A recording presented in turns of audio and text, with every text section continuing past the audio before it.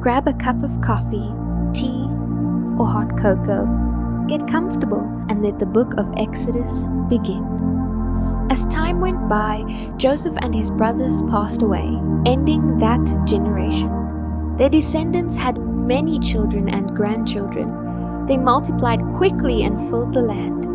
Now a new king came to the throne in Egypt and knew nothing about Joseph and all that he had done. He then told his people, "These Israelites are becoming a threat to us, as they have become so many. We must find a way to put an end to this. If we don't and war breaks out, they will join our enemies and fight against us. Then they will escape from this country." They then made the Israelites their slaves and put brutal slave drivers over them, hoping to weigh them down under heavy burdens. They forced them to build the cities of Pithom and Ramses as supply centers for the king. The more the Egyptians oppressed them, the faster the Israelites multiplied. Soon this alarmed the Egyptians, so they made their slavery more bitter. They were ruthless with the Israelites and forced them to make bricks and mortar. They made them work long hours in the fields. Pharaoh, whom was the king of Egypt, gave instructions to the Hebrew midwives. Their names were Shiphrah and Puah. He told them, "When you help the Hebrew women give birth, kill all the boys as soon as they are born. Only allow the baby girls to live." Because the midwives feared God, they allowed the boys to live and refused to obey the king. The king then called for the midwives and demanded, "Why have you done this? Why have you allowed the boys to live?" They replied, "Sir, the Hebrew women are so strong. They have their babies before we even get there. They are not slow in giving birth like the Egyptian women." God then blessed the midwives, and the Israelites continued to multiply, growing more and more powerful. Because the midwives feared God, he gave them families of their own. Pharaoh then gave all his people an order: throw all the newborn Israelites into the Nile River, but spare the baby girls. During this time, from the tribe of Levi, a man and woman got married. The woman became pregnant and gave birth to a son.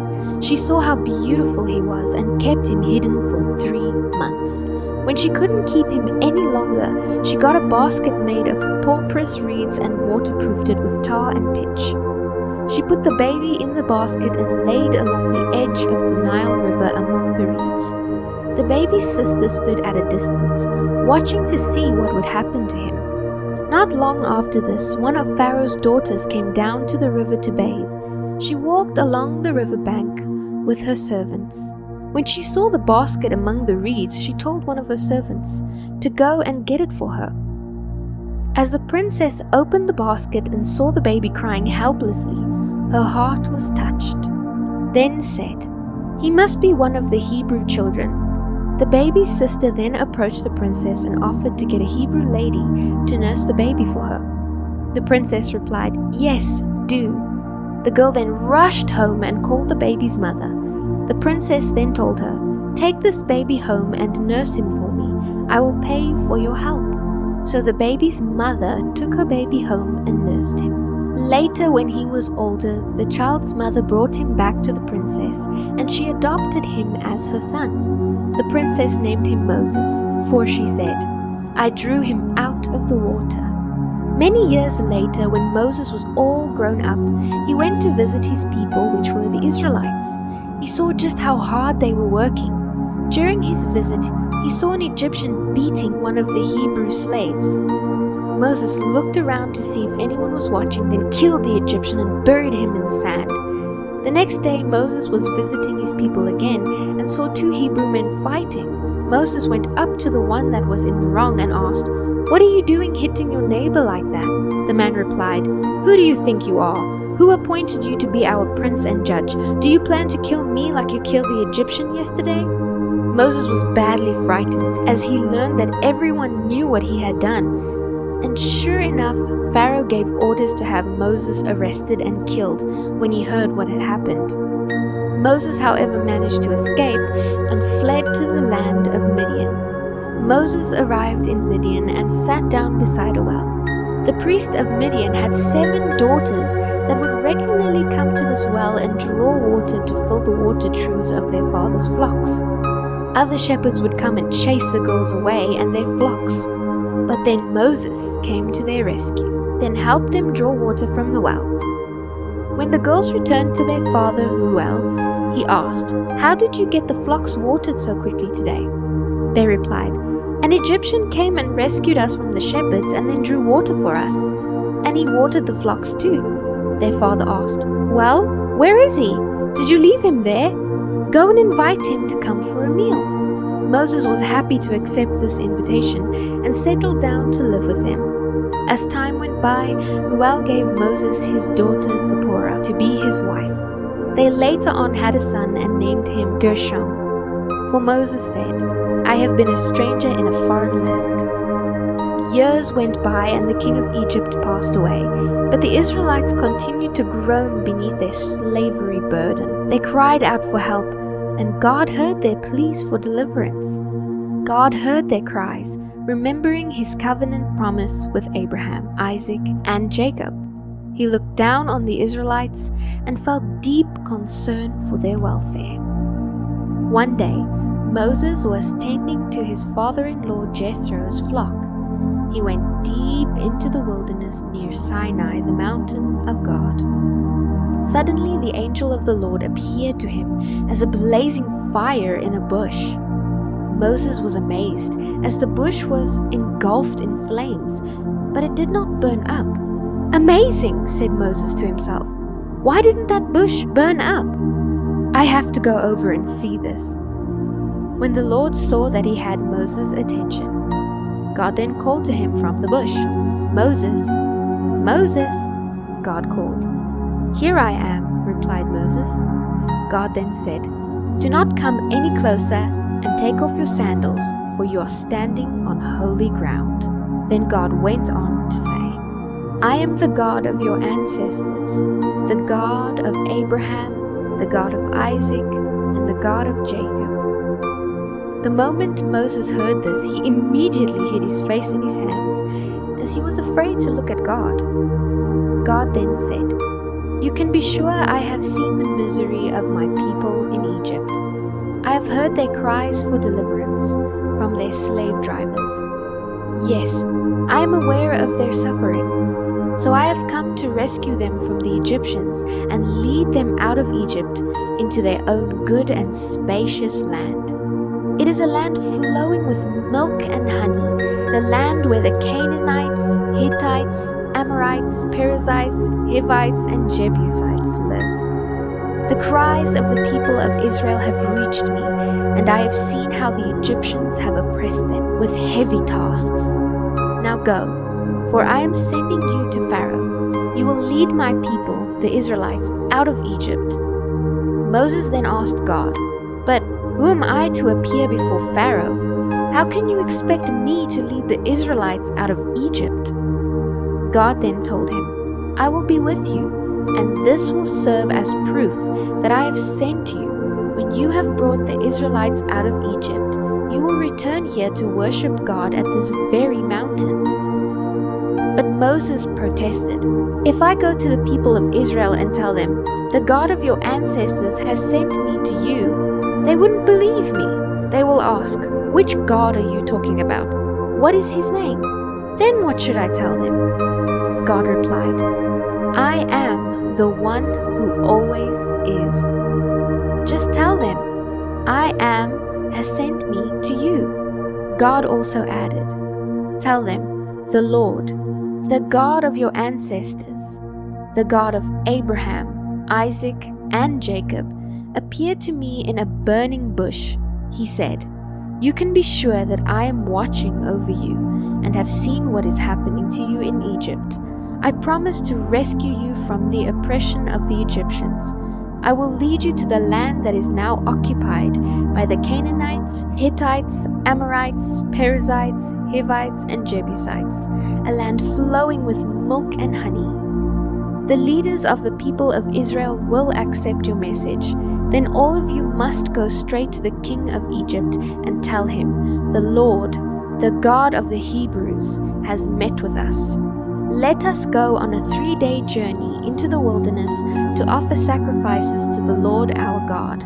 But I know the king of Egypt will not let you go except under heavy pressure. So I will reach out and strike at the heart of Egypt with all kinds of miracles. Then at last he will let you go, and I will see to it that the Egyptians treat you well. They will load you down with gifts, so you will not leave empty-handed. The Israelite woman will ask for jewelry that are silver and gold from the Egyptian neighbors and their neighbors' guests. With this clothing you will dress your sons and daughters. In this way you will plunder the Egyptians. But Moses protested again. Look, they won't believe me. They won't listen to what I tell them to do. They'll just tell me, the Lord never appeared to you. The Lord then asked him, what do you have there in your hands? Shepherd's staff, replied Moses. The Lord then told him to throw it on the ground. So Moses did as he was told. As Moses threw it down, it turned into a snake. Moses, terrified, turned and ran away. The Lord then told him, take hold of its tail. And so Moses grabbed its tail, and it became a shepherd's staff again. Then the Lord said, perform this sign, and they will believe you. Then they will realize that the God of their ancestors really did appear to you. The Lord then told Moses to put his hand inside his robe. Moses did as he was told, and when he took his hand out, it was white with leprosy. God then told him to put his hand back into his robe. Moses did as he was told again, and when he took his hand out, it was as healthy as the rest of his body again. The Lord then said, if they do not believe the first miraculous sign, they will believe the second. And if they don't believe you even after all these signs, then take some water from the Nile River, pour it out on dry ground. When you do so, it will turn to blood. But Moses continued to plead with the Lord, "Oh Lord, I'm just not a good speaker. I never have been, and I am not now, even after you have spoken to me. I am clumsy with words." The Lord then asked, "Who makes mouths? Who makes people so they can speak or not speak, hear or not hear, see or not see? Is it not I, the Lord? Now go and do as I have told you. I will help you speak well, and I will tell you what to say." But again Moses pleaded, "Lord, please send someone else." The Lord then became angry with Moses. He said, "All right, what about your brother Aaron the Levite? He is a good speaker. And look, he is on his way to meet you now, and when he sees you, he will be very glad.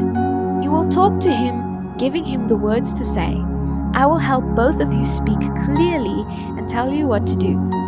Aaron will be your spokesman to the people, and you will be as God to him, telling him what to say. And make sure you take your shepherd's staff with you, so that you can perform the miraculous signs I have shown you." Moses then went home and talked it over with his father-in-law Jethro. Moses said, "With your permission, I would like to go back to Egypt to visit my family.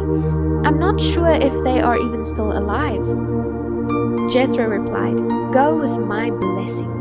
Before Moses left Midian, the Lord said to him, "Do not be afraid to return to Egypt, for all those who wanted to kill you are dead." Moses then took his wife and sons, put them on a donkey, and headed off to Egypt. In his hand he carried the staff of God. The Lord then reminded him, "When you arrive in Egypt, go to Pharaoh and perform the miracles I have empowered you to do. But I will make him stubborn, so he will not let the people go. Then you will tell him, 'This is what the Lord says. Israel is my firstborn son. I commanded you to let him go, so he could worship me. But since you have refused, be warned, I will kill your firstborn son." On their journey they had stopped for the night. The Lord confronted Moses and was about to kill him. But Zipporah, his wife, had taken a flint knife and circumcised her son. She then threw the cut-off skin at Moses' feet and said, "What blood-smeared bridegroom you are to me." When she called Moses a blood-smeared bridegroom, she was referring to the circumcision. After that, the Lord left him alone. Now the Lord had said to Aaron, "Go out into the wilderness to meet Moses." So Aaron traveled to the mountain of God, where he found Moses and greeted him warmly. Moses then told Aaron everything the Lord had commanded them to do and say, and he told him about the miraculous signs that they were to perform. So Moses and Aaron returned to Egypt and called the leaders of Israel to a meeting. Aaron told them everything the Lord had told Moses, and Moses performed the miraculous signs as they watched. The leaders were soon convinced that the Lord had sent Moses and Aaron. When they realized that the Lord had seen their misery and was deeply concerned for them, they all bowed their heads and worshipped. After the presentation to the Israelite leaders, Moses and Aaron went to see Pharaoh.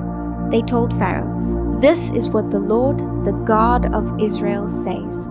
Let my people go, for they must go out into the wilderness to hold a religious festival in my honor." Pharaoh retorted, "Is that so? And who is the Lord that I should listen to him and let Israel go? I don't know the Lord, and I will not let Israel go." Aaron and Moses persisted. "The God of the Hebrews has met with us," they declared. "Let us take a 3-day trip into the wilderness so that we can offer sacrifices to the Lord our God. If we don't, we will surely die by disease or by the sword." Pharaoh then shouted, "Who do you think you are, distracting the people from their tasks? Get back to work. Look, there are many people here in Egypt, and you are stopping them from doing their work." Pharaoh then sent this order to the slave drivers and foremen that same day. "Do not supply the people with any more straw for making bricks. Let them get it themselves, but don't reduce their production quotas by a single brick. They obviously don't have enough to do. If they did, they wouldn't be talking about going into the wilderness to offer sacrifices to their God.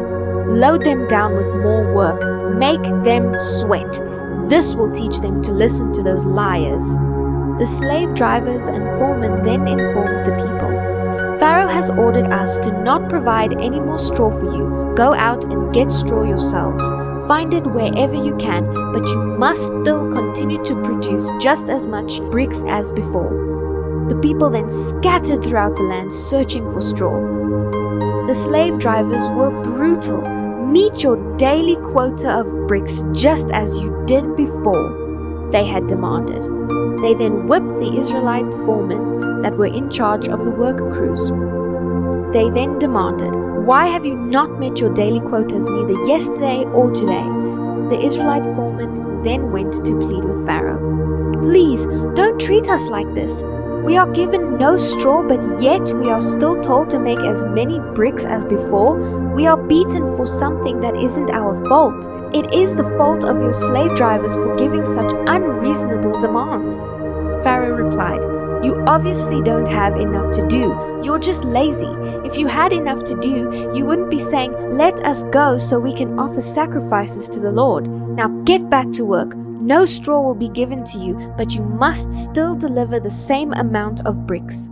The Israelite foremen could see that they were in serious trouble. As they left Pharaoh's court, they met Moses and Aaron outside as they were waiting for them. The foreman then said to them, "May the Lord judge you for getting us into this terrible situation. You have given them reason to kill us." Moses then went back to the Lord and protested.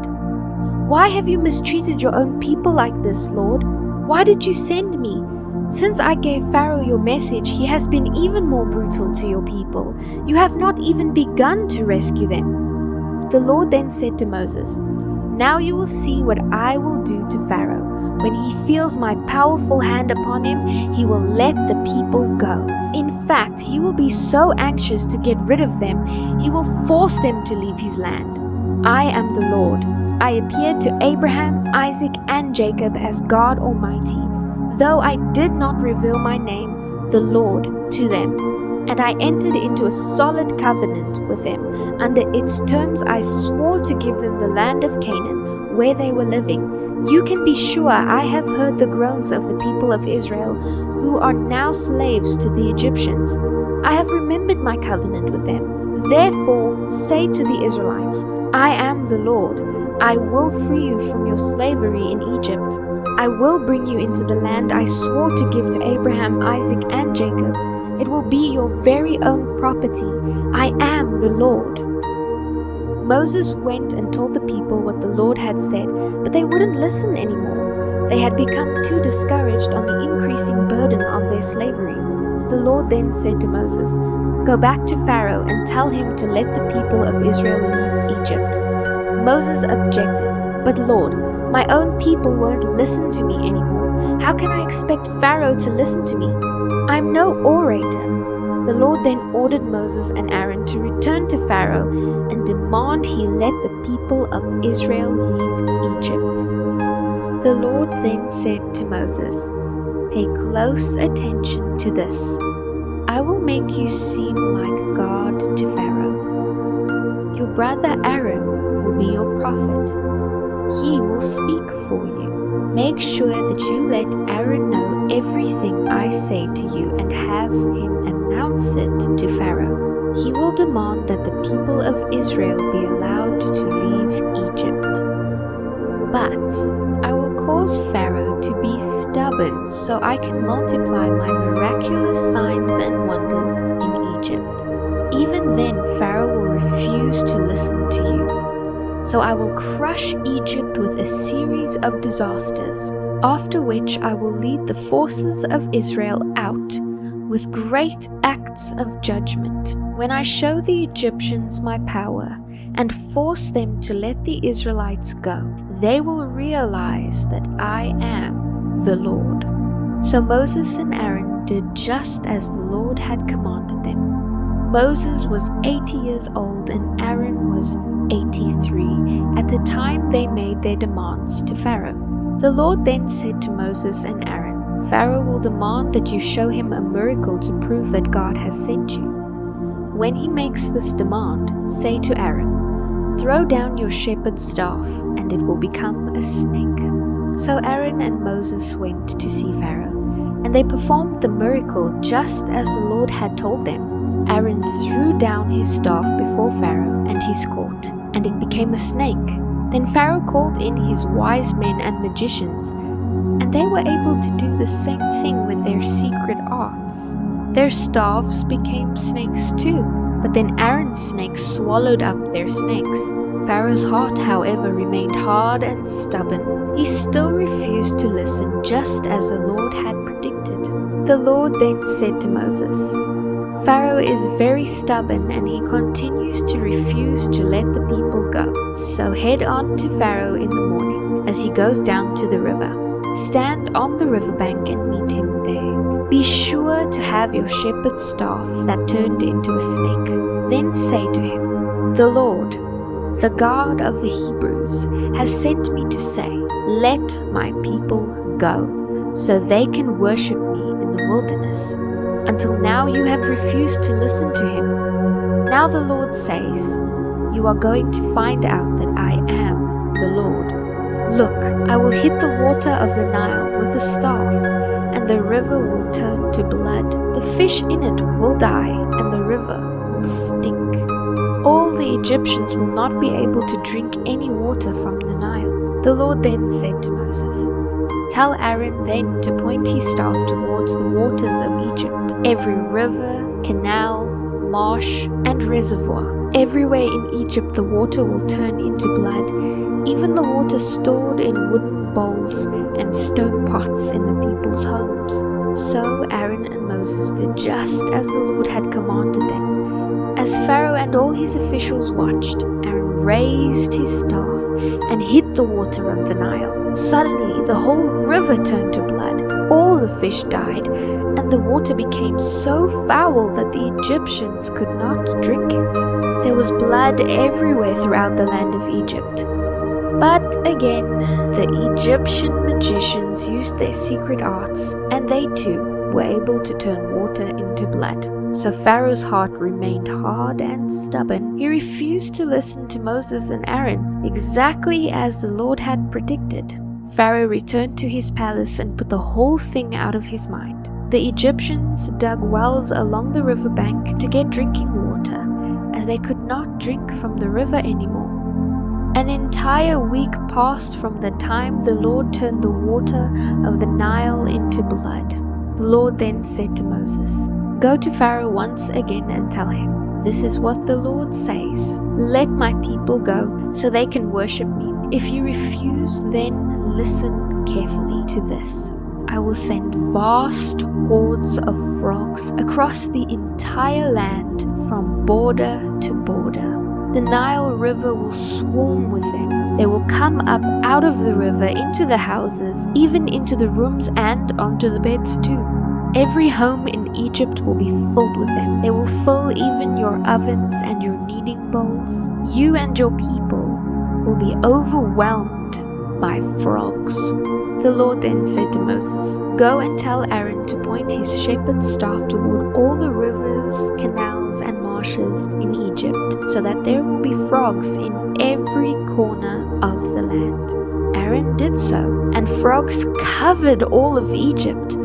But the magicians were able to do the same thing with their secret arts. They too caused frogs to come up on the land.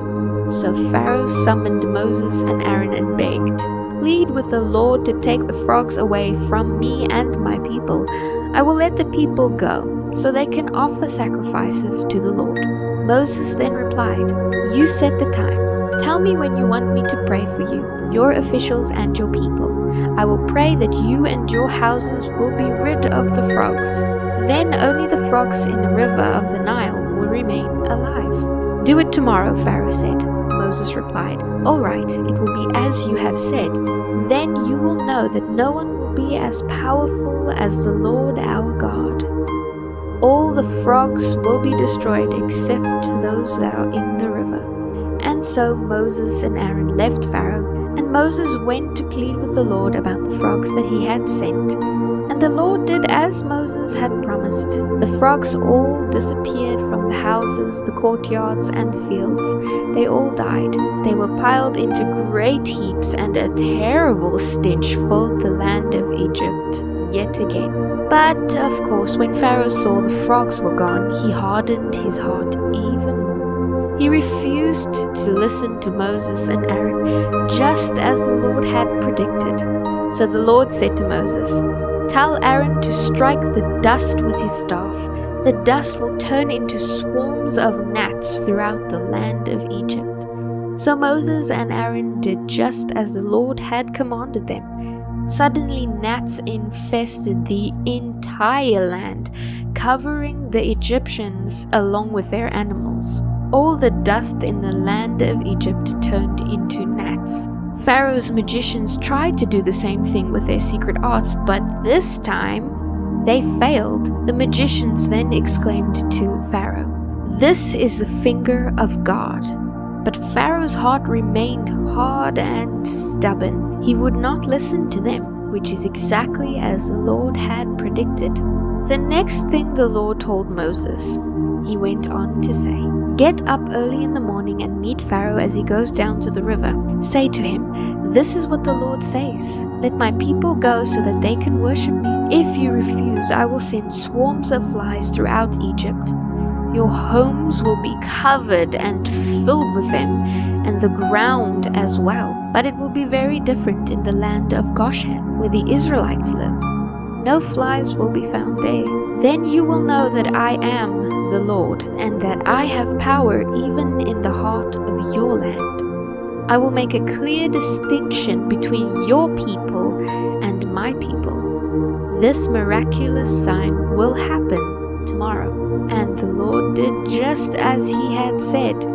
There were terrible swarms of flies in Pharaoh's palace and every single house of Egypt. The entire country was thrown into chores by the flies. Pharaoh hastily called for Moses and Aaron yet again. "All right, go ahead and offer sacrifices to your God, but do it here in this land. Don't go out into the wilderness," he said. Moses replied, "That won't do. The Egyptians would detest the sacrifices that we offer to the Lord our God. If we offer them here where they can see us, they will be sure to stone us. We must take a 3-day trip into the wilderness to offer sacrifices to the Lord our God, just as he has commanded us." "All right, go ahead. I will let you go to offer sacrifices to the Lord your God in the wilderness, but don't go too far away. Now hurry and pray for me," replied Pharaoh. "As soon as I go," Moses said, "I will ask the Lord to cause the swarms of flies to disappear from you and all your people. But I am warning you, don't change your mind again and refuse to let the people go." Moses then left Pharaoh and asked the Lord to remove all the flies. And the Lord did as Moses asked and caused the swarms to disappear. Not a single fly remained in the land. But Pharaoh hardened his heart again and refused to let the people go. The Lord commanded, "Go back to Pharaoh. Tell him, this is what the Lord says, the God of the Hebrews says, let my people go, so they can worship me.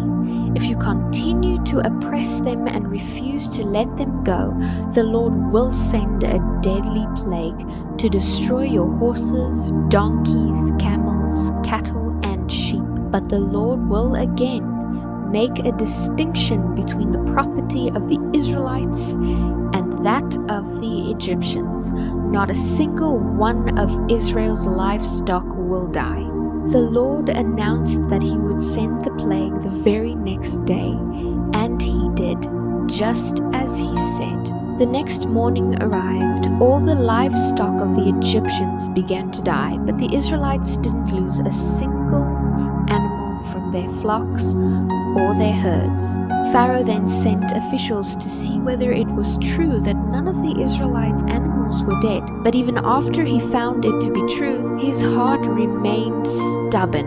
He still refused to let the people go. The Lord then said to Moses and Aaron, "Take soot from a furnace and have Moses toss it into the sky while Pharaoh watches. It will spread like fine dust over the whole of Egypt, causing boils to break out on people and animals alike." They then gathered soot from a furnace and went to see Pharaoh. As Pharaoh watched Moses toss the soot into the air, and terrible boils broke out on every person and animal throughout Egypt. Even the magicians were unable to stand before Moses because the boils had broken out on them too. But the Lord made Pharaoh even more stubborn, and yet he still refused to listen, just as the Lord had predicted. Then the Lord said to Moses, "Get up early in the morning. Go see Pharaoh and tell him, 'The Lord, the God of the Hebrews, says, let my people go, so they can worship me.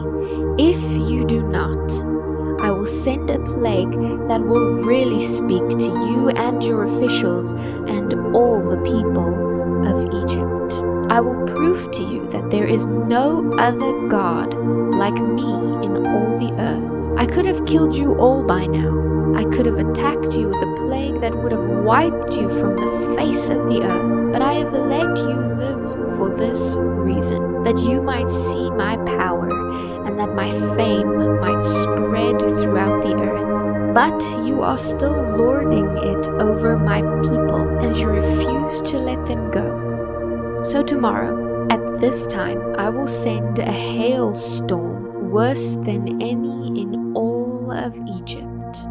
Quick, order your livestock and servants to come in from the fields. Every person or animal left outside will die beneath the hail." Some of Pharaoh's officials did believe what the Lord said. They immediately brought their livestock and servants in from the field. But those that had no respect for the word of the Lord left them out in the open without a care. The Lord then said to Moses, "Lift your hand toward the sky and cause hail to fall throughout Egypt, on the people, the animals, and the crops." So Moses lifted his staff toward the sky, and the Lord sent thunder and hail and lightning struck the earth.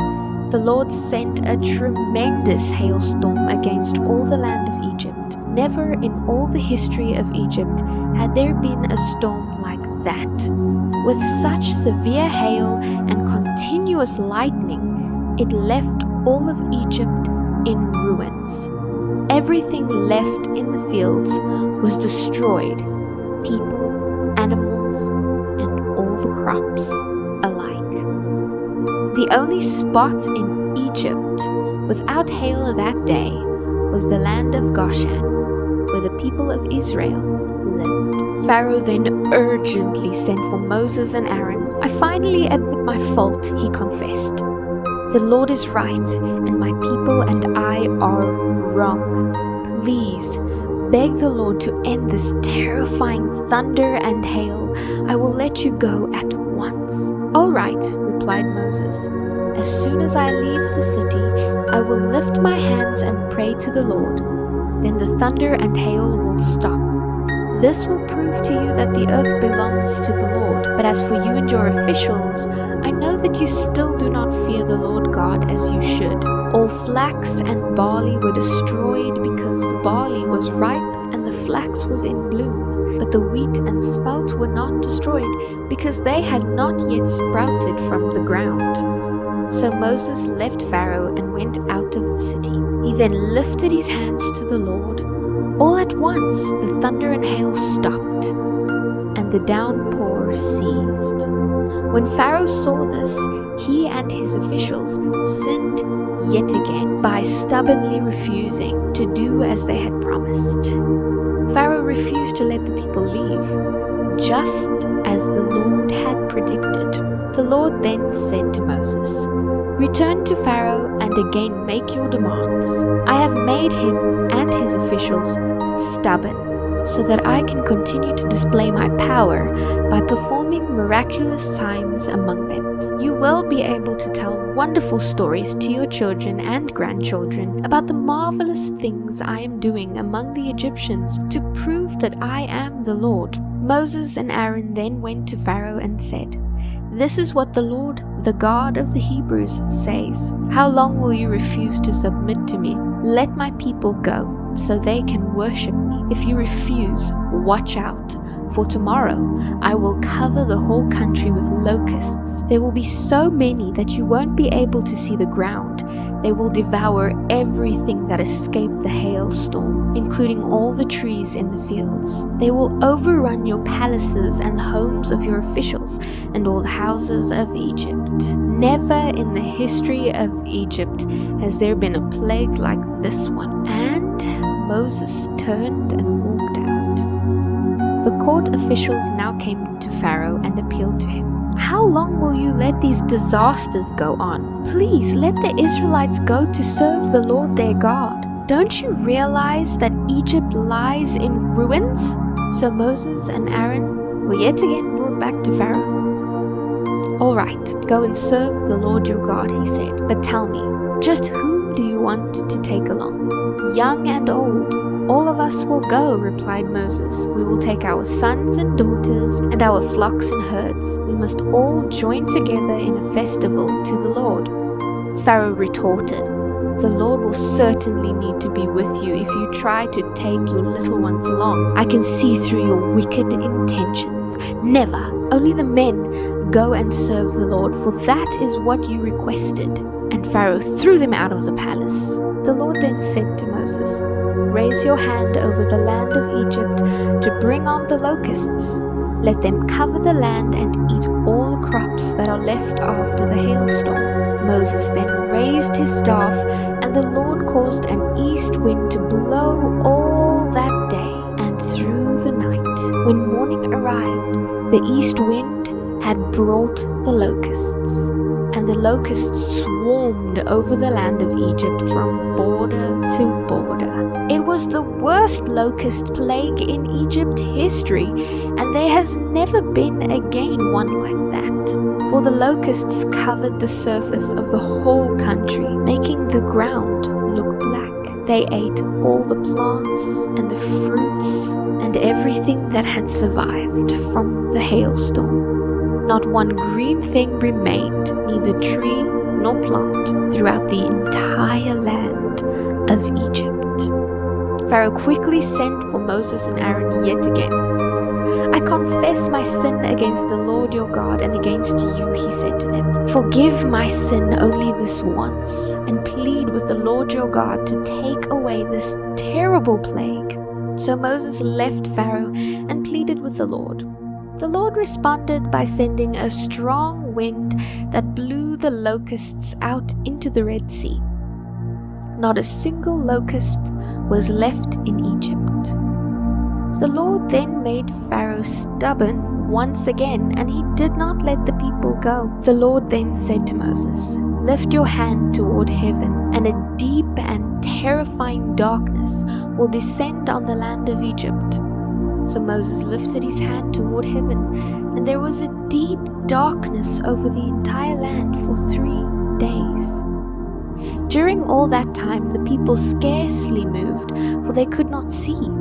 But there was a light, as usual, where the people of Israel lived. Pharaoh then called for Moses.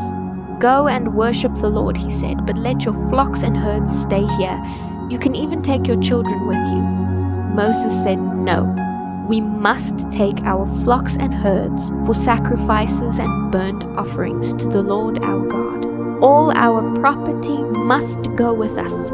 Not a hoof can be left behind. We will have to choose our sacrifices for the Lord our God from among these animals, and we won't know which sacrifices he will require until we get there." Yet again the Lord hardened Pharaoh's heart once more, and he would not let them go. "Get out of here!" Pharaoh shouted at Moses. "Don't ever let me see you again. The day you do, you will die." Moses replied, "Very well, I will never see you again." The Lord then said to Moses, "I will send one more disaster on Pharaoh and Egypt. After that, Pharaoh will let you go. In fact, he will be so anxious to get rid of you that he will practically force you to leave the country. Tell all the Israelite men and women to ask their Egyptian neighbors for articles of silver and gold." Now the Lord had caused the Egyptians to look favorably on the people of Israel, and Moses was considered a very great man in the land of Egypt. He was respected by Pharaoh's officials and the Egyptian people alike. Moses then announced to Pharaoh, "This is what the Lord says. About midnight I will pass through Egypt. All the firstborn sons will die in every family in Egypt, from the oldest son of Pharaoh who sits on the throne to the oldest son of his lowliest slave. Even the firstborn of the animals will die. Then a loud wail will be heard throughout the land of Egypt. There has never been such wailing before, and there never will be again. But among the Israelites it will be so peaceful that not even a dog will bark. You will then know that the Lord makes a distinction between the Egyptians and the Israelites. All the officials of Egypt will come running to me, bowing low. 'Please leave,' they will beg. 'Hurry and take all your followers with you. Only then will I go.'" Then, burning with anger, Moses left Pharaoh's presence. Now the Lord had told Moses, "Pharaoh will not listen to you, but this will give me the opportunity to do even more mighty miracles in Egypt." Although Moses and Aaron did these miracles in Pharaoh's presence, the Lord hardened his heart, so he wouldn't let the Israelites leave the country. Now the Lord gave the following instructions to Moses and Aaron while they were still in the land of Egypt. "From now on, this month will be the first month of the year for you. Announce to the whole community that on the 10th day of this month, each family must choose a lamb or a young goat for a sacrifice. If a family is too small to eat an entire lamb, let them share the lamb with another family in the neighborhood. Whether or not they share in this way depends on the size of each family and how much they can eat. This animal must be a 1-year-old male, either a sheep or a goat with no physical defects. Take special care of these lambs until the evening of the 14th day of this first month. Then each family in the community must slaughter its lamb. They are to take some of the lamb's blood and smear it on the top and sides of the door frame of the house where the lamb will be eaten. When that evening comes, everyone must eat roasted lamb with bitter herbs and bread made without yeast. The meat must never be eaten raw or boiled. Roast it all, including the head, legs, and internal organs. Do not leave any of it until the next day. Whatever is not eaten that night must be burned before morning. Wear your traveling clothes as you eat this meal, as though prepared for a long journey. Wear your sandals and carry your walking sticks in your hand.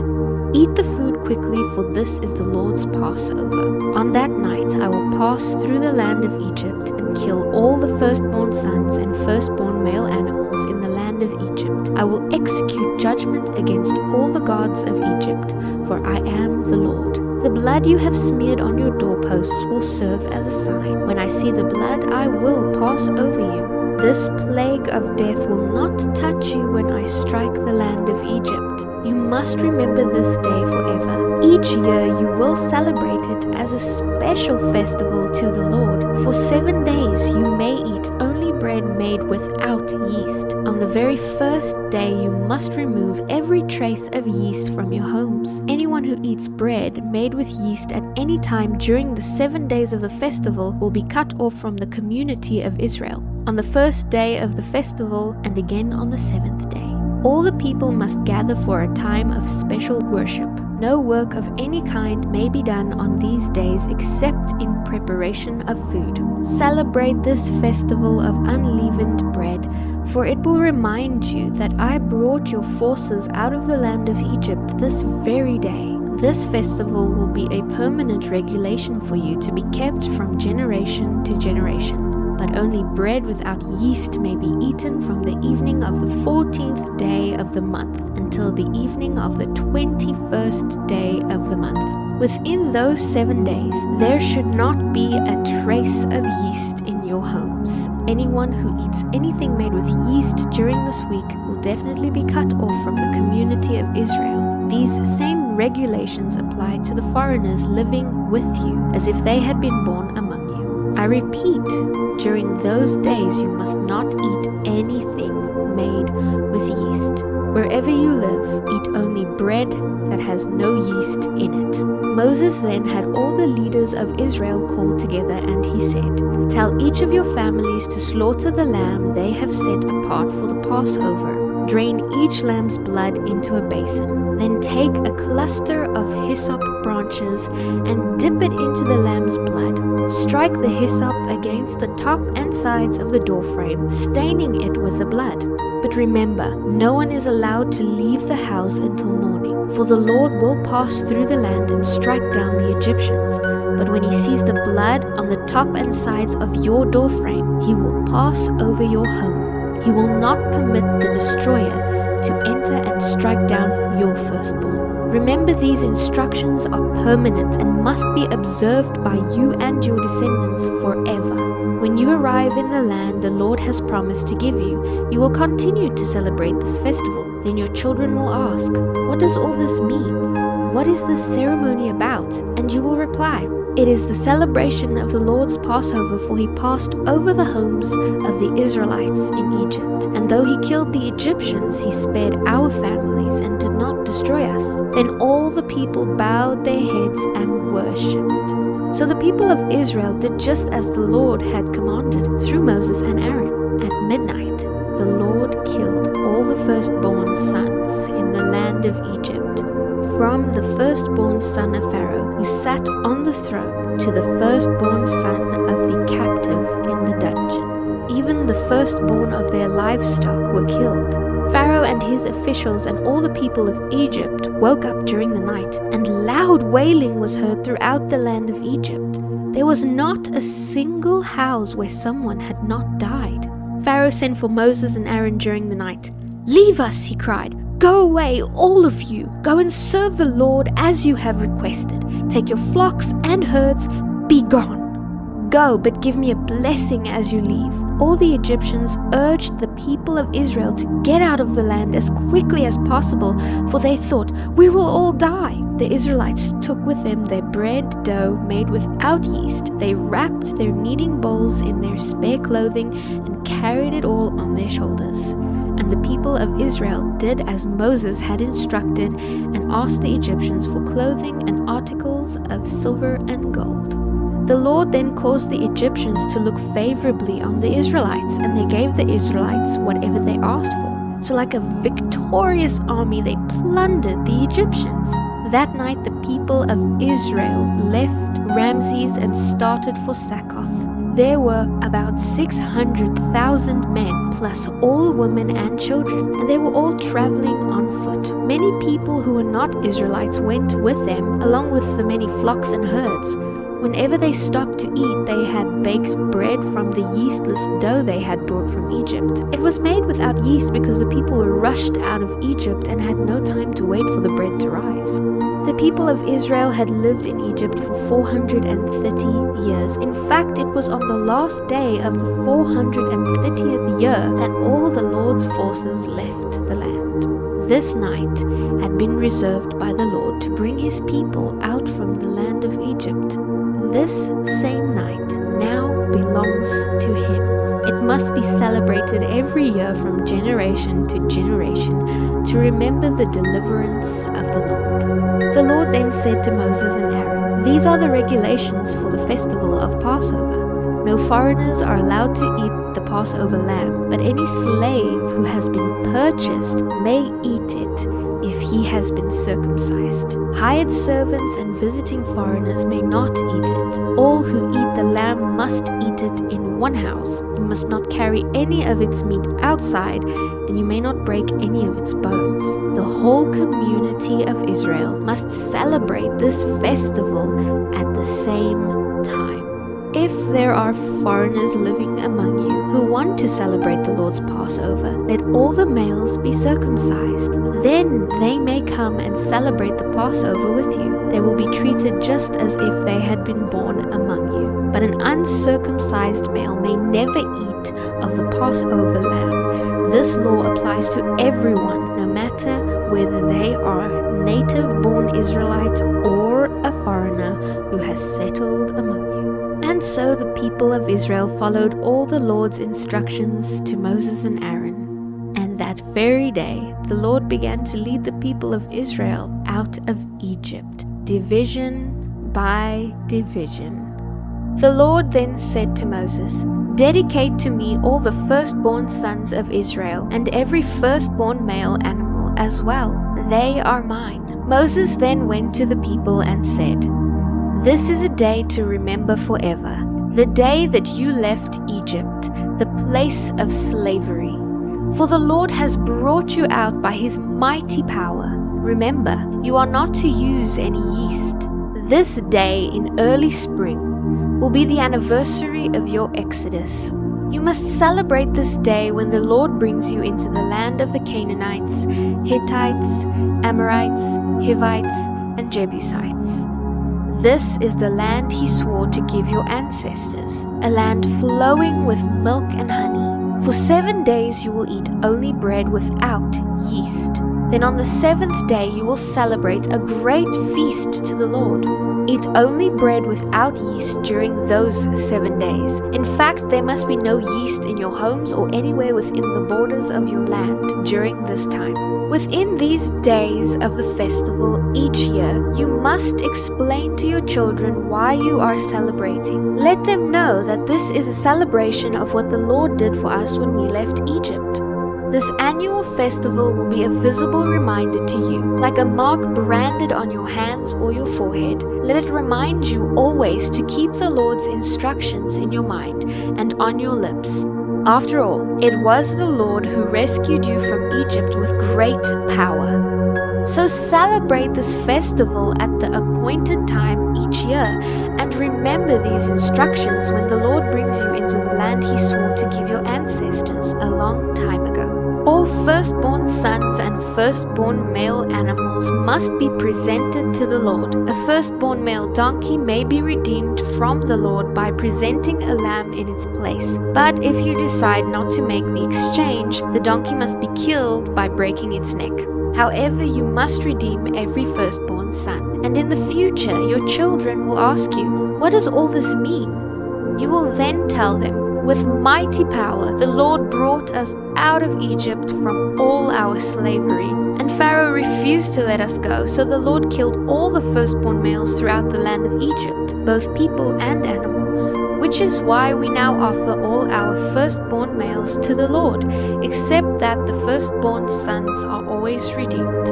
Again I say, this ceremony will be like a branded mark on your hands and forehead. It is a visible reminder that it was the Lord who brought you out of Egypt with such great power. When Pharaoh finally let the people go, God did not lead them on the road that runs through Philistine territory. Even though it was the shortest way from Egypt to the Promised Land, God said, if the people are faced with a battle, they might change their minds and return to Egypt. So God decided to lead them along a route through the wilderness toward the Red Sea, and the Israelites left Egypt like a marching army. Moses took the bones of Joseph with him, for Joseph had made the sons of Israel swear that they would take his bones with them when he led them out of Egypt, as he was sure that God would do this. Leaving Succoth, they camped at Etham on the edge of the wilderness. The Lord then guided them by a pillar of cloud during the day, and at night a pillar of fire, which was the way they could travel whether it was day or night. The Lord then did not remove the pillar of cloud or the pillar of fire from their sight. The Lord then gave these instructions to Moses. Tell the people to march toward Piharoth between Migdol and the sea. Camp there along the shore opposite Baal-zephon. Pharaoh will then think, those Israelites are confused. They are trapped between the wilderness and the sea, and once again I will harden Pharaoh's heart, and he will chase after you. I have planned this so I will rescue great glory at the expense of Pharaoh and his army. After this, all the Egyptians will know that I am the Lord. So the Israelites then camped there as they were told. Word then reached the king of Egypt that the Israelites were not planning to return to Egypt after 3 days. Pharaoh and his officials changed their minds. "What have we done, letting all these slaves get away?" they asked.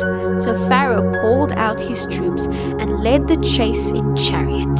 He took with him 600 of Egypt's best chariots, along with the rest of the chariots of Egypt, each with a commander. The Lord continued to strengthen Pharaoh's resolve, and he chased after the people of Israel who had escaped. All the forces in Pharaoh's army, all his horses, chariots, and charioteers were used in the chase. The Egyptians eventually caught up with the people of Israel, camped beside the shore across from Baal-zephon. As Pharaoh and his army approached, the people of Israel could see them in the distance marching toward them, and so they began to panic, and they cried out to the Lord for help. They then turned against Moses and complained, "Why did you bring us out here to die in the wilderness? Weren't there enough graves for us in Egypt? Why did you make us leave? Didn't we tell you to leave us alone while we were still in Egypt? Our Egyptian slavery was far better than dying out here in the wilderness." But Moses told the people, "Don't be afraid. Just stand where you are and watch the Lord rescue you. The Egyptians that you see today will never be seen again. The Lord himself will fight for you. You won't have to lift a finger in your defense." The Lord then said to Moses, "Why are you crying out to me? Tell the people to get moving. Use your shepherd's staff, hold it out over the water, and a path will open up before you through the sea. Then all the people of Israel will walk through on dry ground. Yet I will harden the hearts of the Egyptians, and they will follow the Israelites into the sea. Then I will receive great glory at the expense of Pharaoh and his armies, chariots and charioteers. When I am finished with Pharaoh and his army, all Egypt will know that I am the Lord." Then the angel of God, that had been leading the people of Israel moved to a position behind them, and the pillar of cloud also moved around behind them. The cloud settled between the Israelites and the Egyptian camps. As night came, the pillar of cloud turned into a pillar of fire, lighting the Israelite camp. But the cloud became darkness to the Egyptians, and they couldn't find the Israelites. Then Moses raised his hand over the sea, and the Lord opened up a path through the water with a strong east wind. The wind blew all that night, turning the seabed into dry land. The people of Israel walked through the sea on dry ground, with walls of water on each side. The Egyptians then, and all Pharaoh's horses, chariots, and charioteers, followed them across the bottom of the sea. But early in the morning, the Lord looked down on the Egyptian army from the pillar of fire and cloud, and he threw them into confusion. Their chariot wheels began to come off, making their chariots impossible to drive. "Let's get out of here," the Egyptians shouted. "The Lord is fighting for Israel against us." When all the Israelites were on the other side, the Lord then said to Moses, "Raise your hand over the sea again, then the waters will rush back over the Egyptian chariots and charioteers." So as the sun began to rise, Moses raised his hand over the sea. The water roared back into its usual place, and the Lord swept the terrified Egyptians into the surging currents. The waters covered all the chariots and charioteers, the entire army of Pharaoh, all his Egyptians who had chased the Israelites into the sea. Not a single one survived. The people of Israel had walked through the middle of the sea on dry land, as the water stood up like a wall on both sides, which was how the Lord rescued Israel from the Egyptians that day. The Israelites could see the bodies of the Egyptians washed up on the shore. When the people of Israel saw the mighty power that the Lord had displayed against the Egyptians, they feared the Lord and put their faith in him and his servant Moses. Moses and the people of Israel then sang this song to the Lord. "I will sing to the Lord, for he has triumphed gloriously. He has thrown both horse and rider into the sea. The Lord is my strength and my song. He has become my victory. He is my God, and I will praise him. He is my father's God, and I will exalt him. The Lord is a warrior. Yes, the Lord is his name. Pharaoh's chariots and armies he has thrown into the sea. The very best of Pharaoh's officers have been drowned in the Red Sea. The deep waters have covered them. They sank to the bottom like a stone. Your right hand, O Lord, is glorious in power. Your right hand, O Lord, dashes the enemy to pieces. In the greatness of your majesty, you overthrow those who rose against you. Your anger flashed forth. It consumed them as a fire burns straw. At the blast of your breath, the waters piled up. The surging waters stood straight like a wall. In the middle of the sea, the waters became hard. The enemy said, I will chase them, catch up with them, and destroy them. I will divide the plunder, avenging myself against them. I will unleash my sword. My power will destroy them. But with a blast of your breath, the sea covered them. They sank like lead in the mighty waters. Who else among the gods is like you, O Lord? Who is glorious in holiness like you? So awesome in splendor, performing such wonders. You raised up your hand, and the earth swallowed our enemies. With unfailing love, you lead this people whom you have ransomed. You will guide them in your strength to the place where your holiness dwells. The nations will hear and tremble. Anguish will grip the people of Philistia. The leaders of Edom will be terrified. The nobles of Moab will tremble. All the people of Canaan will melt with fear. Terror and dread will overcome them. Because of your great power, they will be silent like a stone until your people pass by. O Lord, until the people whom you purchased pass by. You will bring them in and plant them on your mountain, the place you have made as your home, O Lord, the sanctuary, O Lord, your hands have made. The Lord will reign forever and ever. When Pharaoh's horses, chariots, and charioteers rushed into the sea, the Lord brought the water crashing down on them. But the people of Israel had walked through on dry land safe and sound. Then Miriam the prophet, which is Aaron's sister, took a tambourine and led all the women in rhythm and dance. And Miriam sang this song: I will sing to the Lord, for he has triumphed gloriously. He has thrown both horse and rider into the sea.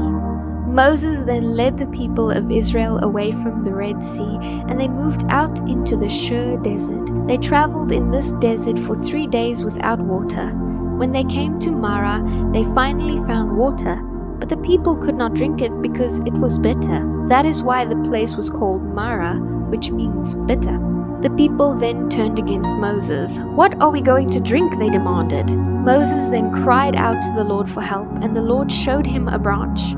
Moses took the branch and threw it into the water. This made the water good to drink. It was there at Marah that the Lord laid before them the following conditions to test their faithfulness to Him. If you will listen carefully to the voice of the Lord your God and do what is right in His sight, obeying His commands and laws, then I will not make you suffer the diseases I sent on the Egyptians, for I am the Lord who heals you. After leaving Marah, they came to Elim, where there were 12 springs and 70 palm trees. They camped there beside the springs. They then left Elim and journeyed to the Sin desert, between Elim and Mount Sinai. They then arrived there a month after leaving Egypt. There too the whole community of Israel spoke bitterly against Moses and Aaron. Oh, that we were back in Egypt, they moaned.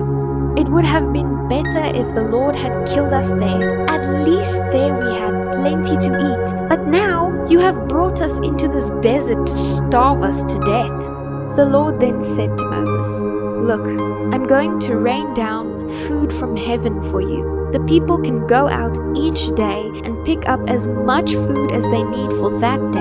I will test them in this to see whether they will follow my instructions. Tell them to pick up twice as much as usual on the 6th day of each week. Moses and Aaron then called a meeting with all the people of Israel and told them, In the evening you will realize that it was the Lord who brought you out of this land of Egypt. In the morning you will see the glorious presence of the Lord. He has heard your complaints, which are against the Lord and not against us. The Lord will give you meat to eat in the evening and bread in the morning, for He has heard all your complaints against Him. Yes, your complaints are against the Lord, not against us. Moses then said to Aaron, Say this to the entire community of Israel, Come into the Lord's presence and hear His reply to your complaints. And as Aaron spoke to all the people, they looked out toward the desert. Within the guiding cloud they called to see the awesome glory of God. The Lord then said to Moses, I have heard the people's complaints. Now tell them, in the evening you will have meat to eat, and in the morning you will be filled with bread. Then you will know that I am the Lord your God. In that evening, vast numbers of quail arrived and covered the camp. The next morning, the desert all around the camp was wet with dew. When the dew disappeared, later in the morning, thin flakes, white like frost, covered the ground. The Israelites were puzzled when they saw it. What is it? They asked. Moses then told them, This is the food the Lord has given you. The Lord says that each household should gather as much as it needs. Pick up 2 quarts for each person. The people of Israel then went out and gathered this food, some getting more and some getting less. By gathering 2 quarts for each person, everybody had just enough. So those who gathered a lot had nothing left over, and those who gathered only a little had enough. Each family had just what it needed. Moses then told them, Do not keep any of it overnight, but of course some of them did not listen and kept some of it until morning. But then it was full of maggots and had a terrible smell. Moses was very angry with them. The people gathered the food morning by morning, and each family according to its needs. As the sun became hot, the food they had not picked up melted and disappeared. On the 6th day there was twice as much as usual on the ground, 4 quarts, for each person instead of 2. The leaders of the people came and asked Moses why this had happened. He replied then, saying, "The Lord has appointed tomorrow as a day of rest. It is a holy Sabbath to the Lord. On this day we will rest from our normal daily tasks. So bake or boil as much as you want today, and set aside what is left for tomorrow." The next morning had arrived, and the leftover food was wholesome and good, without maggots or odor. Moses then told them, "This is your food for today, for today is a Sabbath to the Lord. There will be no food on the ground today. So gather the food for 6 days, but the 7th day is a Sabbath. There will be no food on the ground for that day." Some of the people went out anyway to gather food, even though it was Sabbath day, but there was nothing to be found. "How long will these people refuse to obey commands and instructions?" the Lord asked Moses. "Do they not realize that I have given them the 7th day, the Sabbath, as a day to just rest? That is why I give you twice as much food on the 6th day, so there will be enough for 2 days. On the Sabbath day you must stay in your places. Do not pick up food from the ground on that day." So the people rested on the 7th day. As time went by, the food became known as manna. It was white like coriander seed, and it tasted like honey cakes. Moses then gave them this command from the Lord: "Take 2 quarts of manna and keep it forever, as a treasured memorial of the Lord's provision. By doing this, later generations will be able to see the bread that the Lord provided in the wilderness when he brought you out of Egypt." Moses then said to Aaron, "Get a container and put 2 quarts of manna into it, then store it in a sacred place, as a reminder for all future generations." Aaron did just as the Lord had commanded Moses. Eventually, he placed it for safekeeping in the Ark of the Covenant. So the people of Israel ate manna for 40 years until they arrived in the land of Canaan, where there were crops to eat. The container used to measure the manna was an omer, which held about 2 quarts. As the Lord commanded, the people of Israel then left the Sin desert and moved from place to place. Eventually they came to Rephidim, but there was no water to be found there. So once more the people grumbled and complained to Moses. "Give us water to drink," they demanded. "Quiet," Moses replied. "Why are you arguing with me, and why are you testing the Lord?" But everybody was so tormented by the thirst that they continued to complain. "Why did you ever take us out of Egypt? Why did you bring us here? We, our children, and our livestock will die." Moses then went to the Lord and pleaded, "What should I do with these people? They are about to stone me." The Lord said to Moses, "Take your shepherd's staff, the one you used when you struck the water of the Nile, then call some of the leaders of Israel and walk on ahead of the people. I will then meet you by the rock of Mount Sinai. Strike the rock, and water will come pouring out.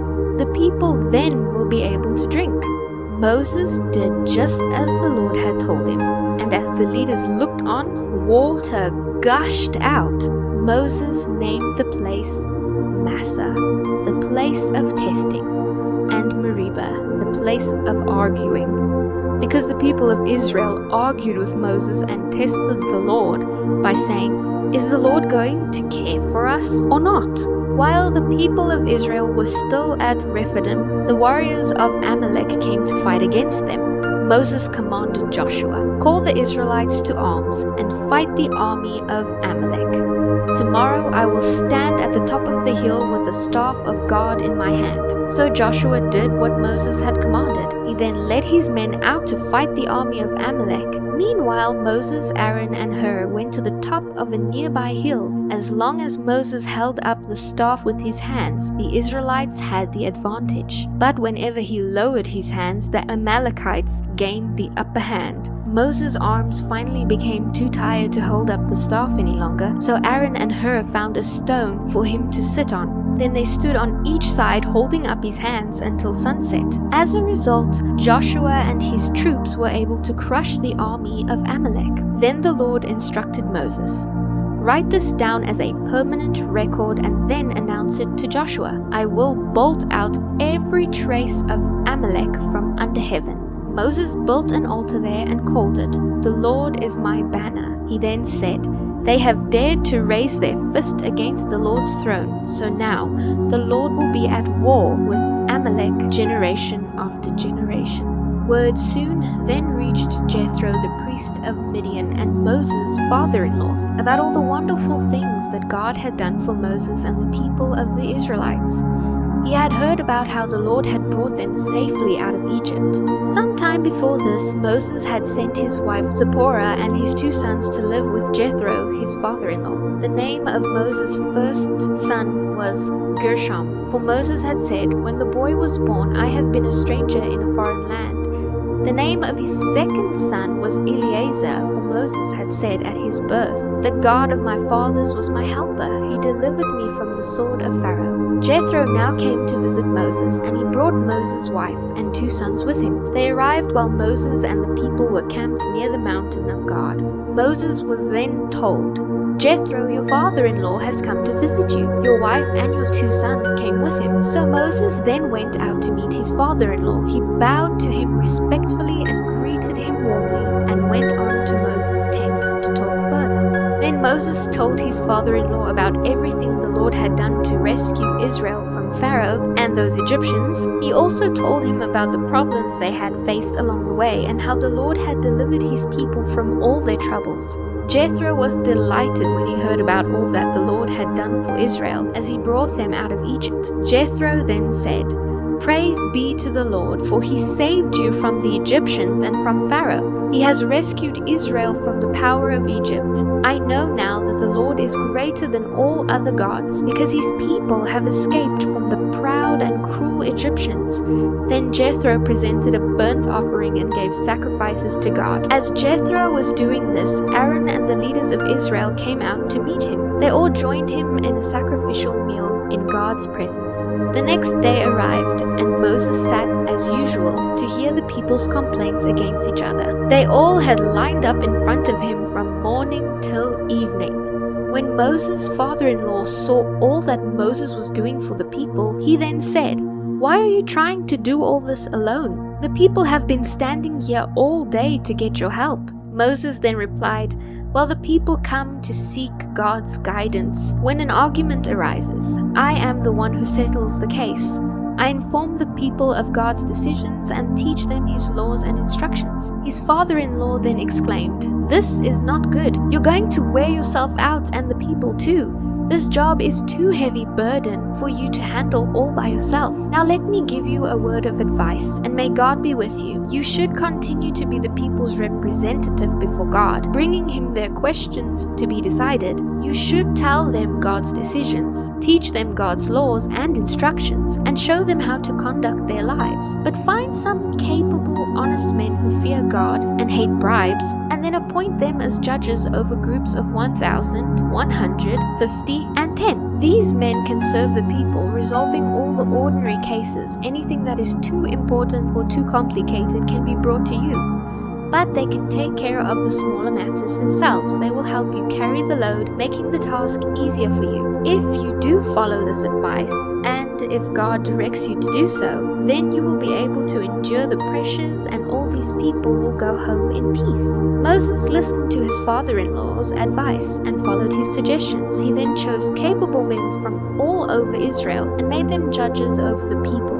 They then were put in charge of groups of 1,000, 100, 50, and 10. These men were constantly available to administrative justice. They then brought the hard cases to Moses, but judged the smaller matters themselves. But soon after this, Moses said goodbye to his father-in-law, who returned to his own land. The Israelites arrived in the wilderness of Sinai exactly 2 months after leaving Egypt. After breaking camp at Rephidim, They came to the base of Mount Sinai and set up camp there. Moses then climbed the mountain to appear before God. The Lord then called out to him from the mountain and said, "Give these instructions to the descendants of Jacob, the people of Israel. You have seen what I did to the Egyptians. You now know how I brought you to myself and carried you on eagle's wings. Now if you will obey me and keep my covenant, you will be my own special treasure from among all the nations of the earth. For all the earth does belong to me, and you will be to me a kingdom of priests, my holy nation. Give this message to the Israelites." Moses returned from the mountain and called together all the leaders of the people and told them what the Lord had said.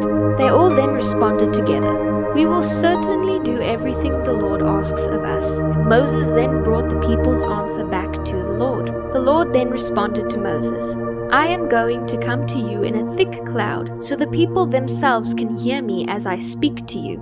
Then they will always have confidence in you." Moses told the Lord what the people had said. Then the Lord told Moses to go down and prepare the people for his visit, to purify them today and tomorrow, and have them wash their clothing. Be sure they are ready on the third day, because God will come down upon Mount Sinai as all the people watch. And then to set boundary lines that the people may not pass, and to warn them to be careful. They must not go up the mountain or even touch its boundaries. Those who do will certainly die. Any people or animals that cross the boundary line must be stoned to death or shot with arrows. They must not be touched by human hands. The people must stay away from the mountain until they hear one long blast from the ram's horn. Then they must gather at the foot of the mountain. Moses then went down to the people. He purified them for worship and had them wash their clothing. He then told them to get ready for an important event which would happen 2 days from now. Until then, everybody must abstain from sexual intercourse. On the morning of the third day, there was a powerful thunder and lightning, and a dense cloud came down upon the mountain. There was a long, loud blast from a ram's horn, and all the people trembled. Moses then led them out from the camp to meet with God, and they stood at the foot of the mountain.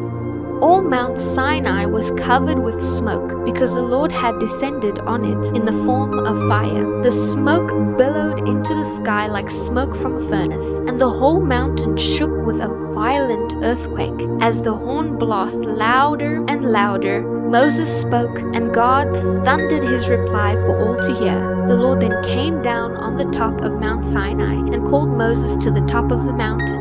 Moses then climbed the mountain. The Lord then told Moses, "Go back down and warn the people not to cross the boundaries. They must not come up here to see the Lord, for those who do will die. Even the priests that regularly come near to the Lord must purify themselves, or God will destroy them." "But Lord, the people cannot come up on the mountain," Moses protested.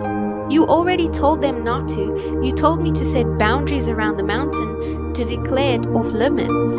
The Lord then said, "Go down anyway and bring Aaron back with you. In the meantime, do not let the priests or the people cross the boundaries to come up here. If they do, I will punish them." Moses then went down to the people and told them what the Lord had said.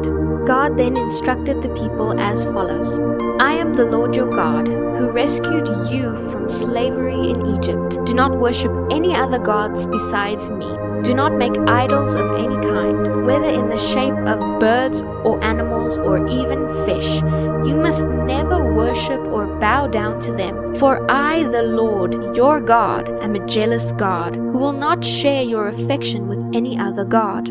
I do not leave unpunished the sins of those who hate me, but I punish the children for the sins of their parents to the 3rd and 4th generations. But I lavish my love on those who love me and obey my commands, even for 1,000 generations. Do not misuse the name of the Lord your God. The Lord will not let you go unpunished if you misuse his name. Remember to observe the Sabbath day by keeping it holy. 6 days a week are set apart for your daily duties and regular work, but the 7th day is a day of rest, dedicated to the Lord your God. On that day, no one in your household may do any kind of work, This includes everyone, your sons and daughters, your male and female servants, your livestock, and any foreigners living among you. For in 6 days the Lord made the heavens, the earth, the sea, and everything in them. Then he rested on the seventh day. That is why the Lord blessed the Sabbath day and set it apart as holy. Honor your father and mother, then you will live a long, full life in the land the Lord your God will give you. Do not murder, do not commit adultery, do not steal, do not testify falsely against your neighbor. Do not covet your neighbor's house, do not covet your neighbor's wife, male or female servant, ox or donkey, or anything else your neighbor owns. When the people heard the thunder and loud blast of the horn, and when they saw the lightning and the smoke billowing from the mountain, they then stood at a distance trembling with fear, and then said to Moses, "You tell us what God says and we will listen. But don't let God speak directly to us. If he does, we will die." Moses replied, "Don't be afraid, for God has come in this way to show you his awesome power. From now on, let your fear of him keep you from sinning." As the people stood in the distance, Moses entered into the deep darkness where God was. The Lord then said to Moses, "Say this to the people of Israel. You are witnesses that I have spoken to you from heaven. Remember, you must not make or worship idols of silver or gold. The altars you make for me must be simple altars of earth. Offer on such altars your sacrifice to me, your burnt offerings and peace offerings, your sheep and goats and your cattle. Build altars in places where I remind you who I am, and I will come and bless you there. If you build altars from stone, use only uncut stones. Do not chip or shape the stones with a tool, for that would make them unfit for holy use. And then you may not approach my altar by steps. If you do, someone might look up under the skirts of your clothing and see your nakedness." Here are some other instructions you must present to Israel. If you buy a Hebrew slave, he is to serve for only 6 years. He must be set free on the 7th year, and he will owe you not a thing for his freedom. If, however, he was single when he became your slave and then married afterward, only he will go free in the 7th year. But if he was married before he became a slave, then his wife will be freed with him. If his master gave him a wife while he was a slave and they had sons and daughters, the man then will be free on the 7th year, but his wife and children will still belong to his master. But the slave may plainly declare, "I love my master, my wife, and my children. I would rather not go free." If he does this, his master must present him before God.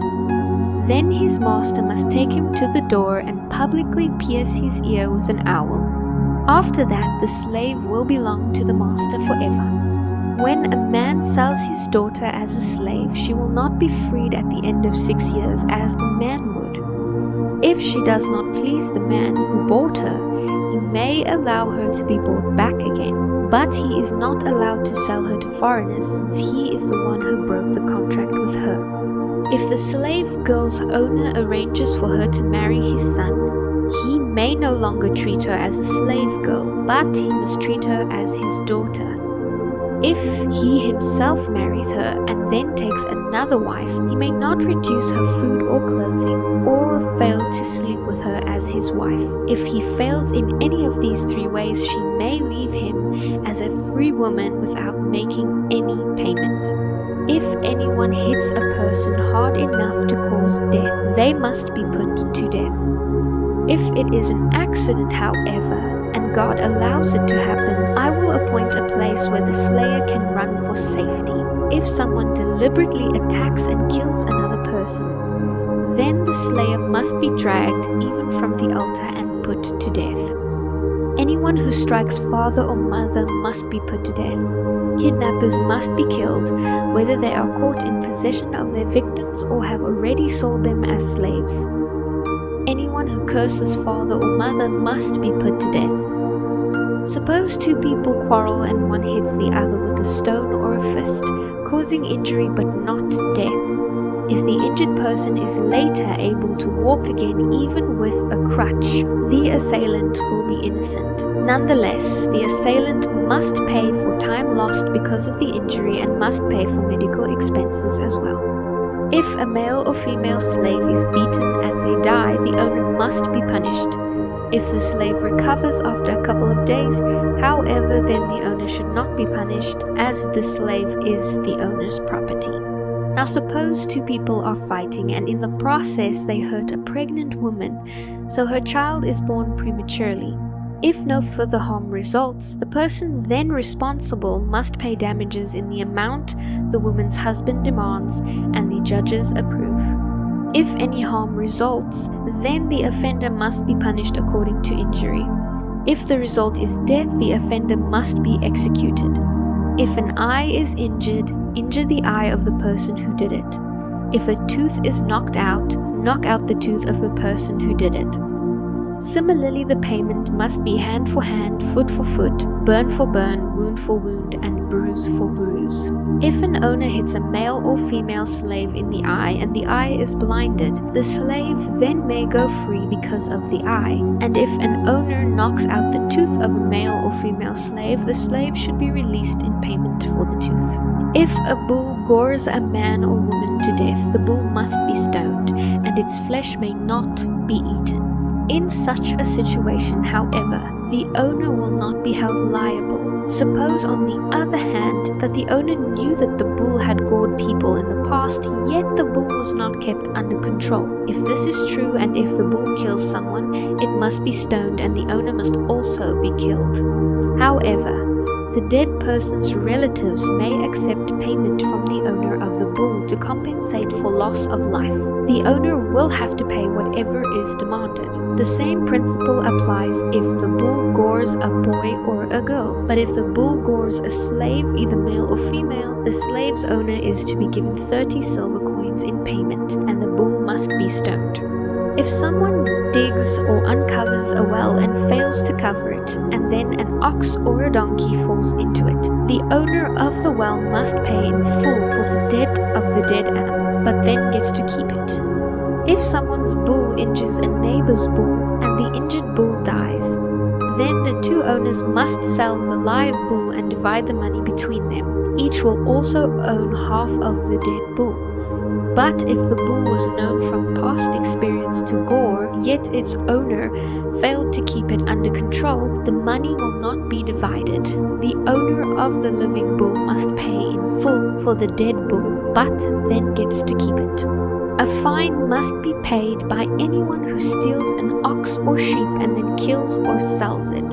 For the fine of oxen is 5 oxen for each one stolen. For sheep, the fine is 4 sheep for each one stolen. If a thief is caught in the act of breaking into a house and is killed in the process, the person who killed the thief is not guilty.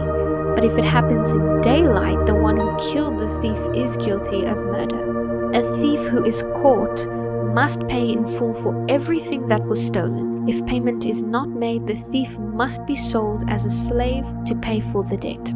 If someone steals an ox or donkey or sheep and is recovered alive, the thief then must pay double in value. If an animal is grazing in a field or vineyard and the owner lets it stray into someone else's graze, then the animal's owner must pay damages in the form of high-quality grain or grapes. If a fire gets out of control and goes into another person's field, destroying the sheaves or the standing grain, then the one who started the fire must pay for the lost crops. If someone entrusts money or goods to a neighbor and they are stolen from the neighbor's house, if the thief is found, the fine is double the value of what was stolen. But if the thief is not found, God will determine whether or not it was the neighbor who stole the property or not. If there is a dispute between two people as to who owns a particular ox, donkey, sheep, article of clothing, or anything else, both parties must come before God for a decision, and the person whom God declares guilty must pay double to the other. If someone asks a neighbor to care for a donkey, ox, sheep, or any other animal, but it dies or is injured or gets away, and there is no eyewitnesses to report just what happened, the neighbor must then take an oath of innocence in the presence of the Lord. Then the owner must accept the neighbor's word and no payment will be required. But if the animal or property was stolen, payment must be made to the owner. If it was attacked by a wild animal, the carcass must be shown as evidence and no payment will be required. If someone borrows an animal from a neighbor and it is injured or killed, and if the owner was not there at the time, the person who borrowed it must pay for it. But if the owner is there, no payment is required. And no payment is required if the animal was rented, because this loss was covered by the rental fee. If a man seduces a virgin who is not engaged to anyone and sleeps with her, he must pay the customary dowry and accept her as his wife. If her father refuses to let her marry him, the man must still pay the money for her dowry. A sorceress must not be allowed to live. Anyone who has sexual relations with an animal must be executed. Anyone who sacrifices to any other god than the Lord must be destroyed. Do not oppress foreigners in any way. Remember, you yourselves were once foreigners in the land of Egypt. Do not exploit widows or orphans. If you do and they cry out to me, then I will surely help them. My anger will blaze forth against you and I will kill you with the sword. Your wives will become widows and your children will become fatherless. If you lend money to a fellow Hebrew in need, do not be like a money lender charging interest. If you take your neighbor's cloak as a pledge of repayment, you must return it by nightfall. Your neighbor will need it to stay warm during the night. If you do not return it and your neighbor cries out to me for help, then I will hear, for I am very merciful. Do not blaspheme God or curse anyone who rules over you. Do not hold anything back when you give me the tithe of your crops and your wine. You must make the necessary payment for the redemption of your firstborn sons. You also must give me the firstborn of your cattle and sheep. Leave the newborn animal with its mother for 7 days, then give it to me on the 8th day. You are my own holy people. Therefore, do not eat any animal that has been attacked and killed by a wild animal. Throw its carcass out for the dogs to eat. Do not pass along false reports. Do not cooperate with evil people by telling lies on the witness stand. Don't join a crowd that intends to do evil. If you are a witness on the witness stand, do not be swayed in your testimony due to the opinion of the majority. Do not slant your testimony in favor of a person just because they are poor. If you come upon your enemy's ox or donkey that has strayed away, take it back to its owner. If you see the donkey of someone who hates you struggling beneath a heavy load, do not walk by. Instead, stop and offer to help. Do not twist justice against people simply because they are poor. Keep far away from falsely charging anyone with evil. Never put an innocent or honest person to death. I will not allow anyone guilty of this to go free.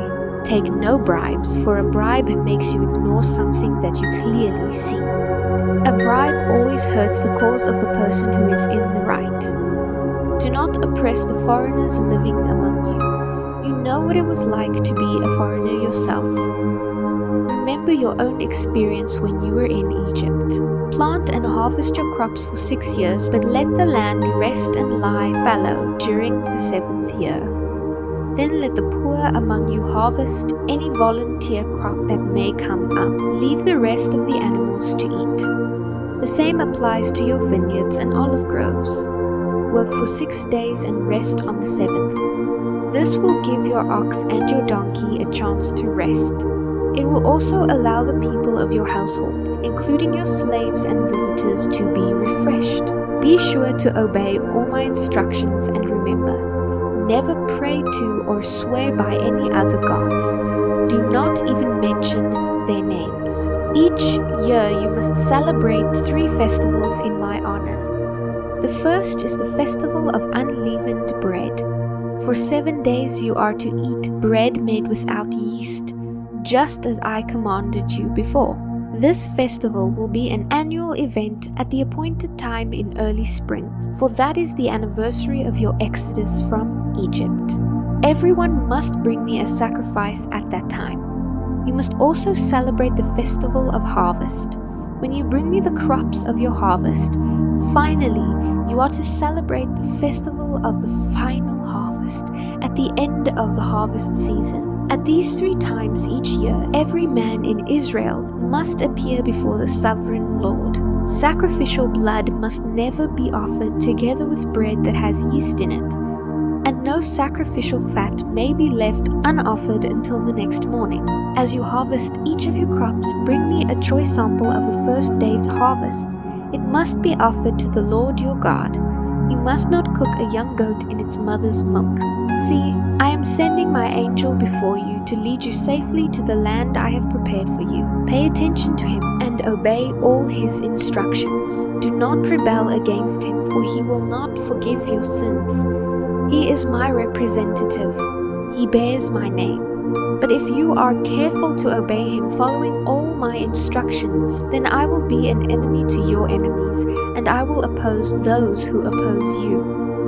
For my angel will go before you and bring you into the land of the Amorites, Hittites, Perizzites, Canaanites, Hivites, and Jebusites, so you may live there, and I will destroy them. Do not worship the gods of these other nations or serve them in any way, and do not ever follow their evil example. Instead, you must utterly conquer them and break down their shameful idols. You must serve only the Lord your God. If you do, I will bless you with food and water, and I will keep you healthy.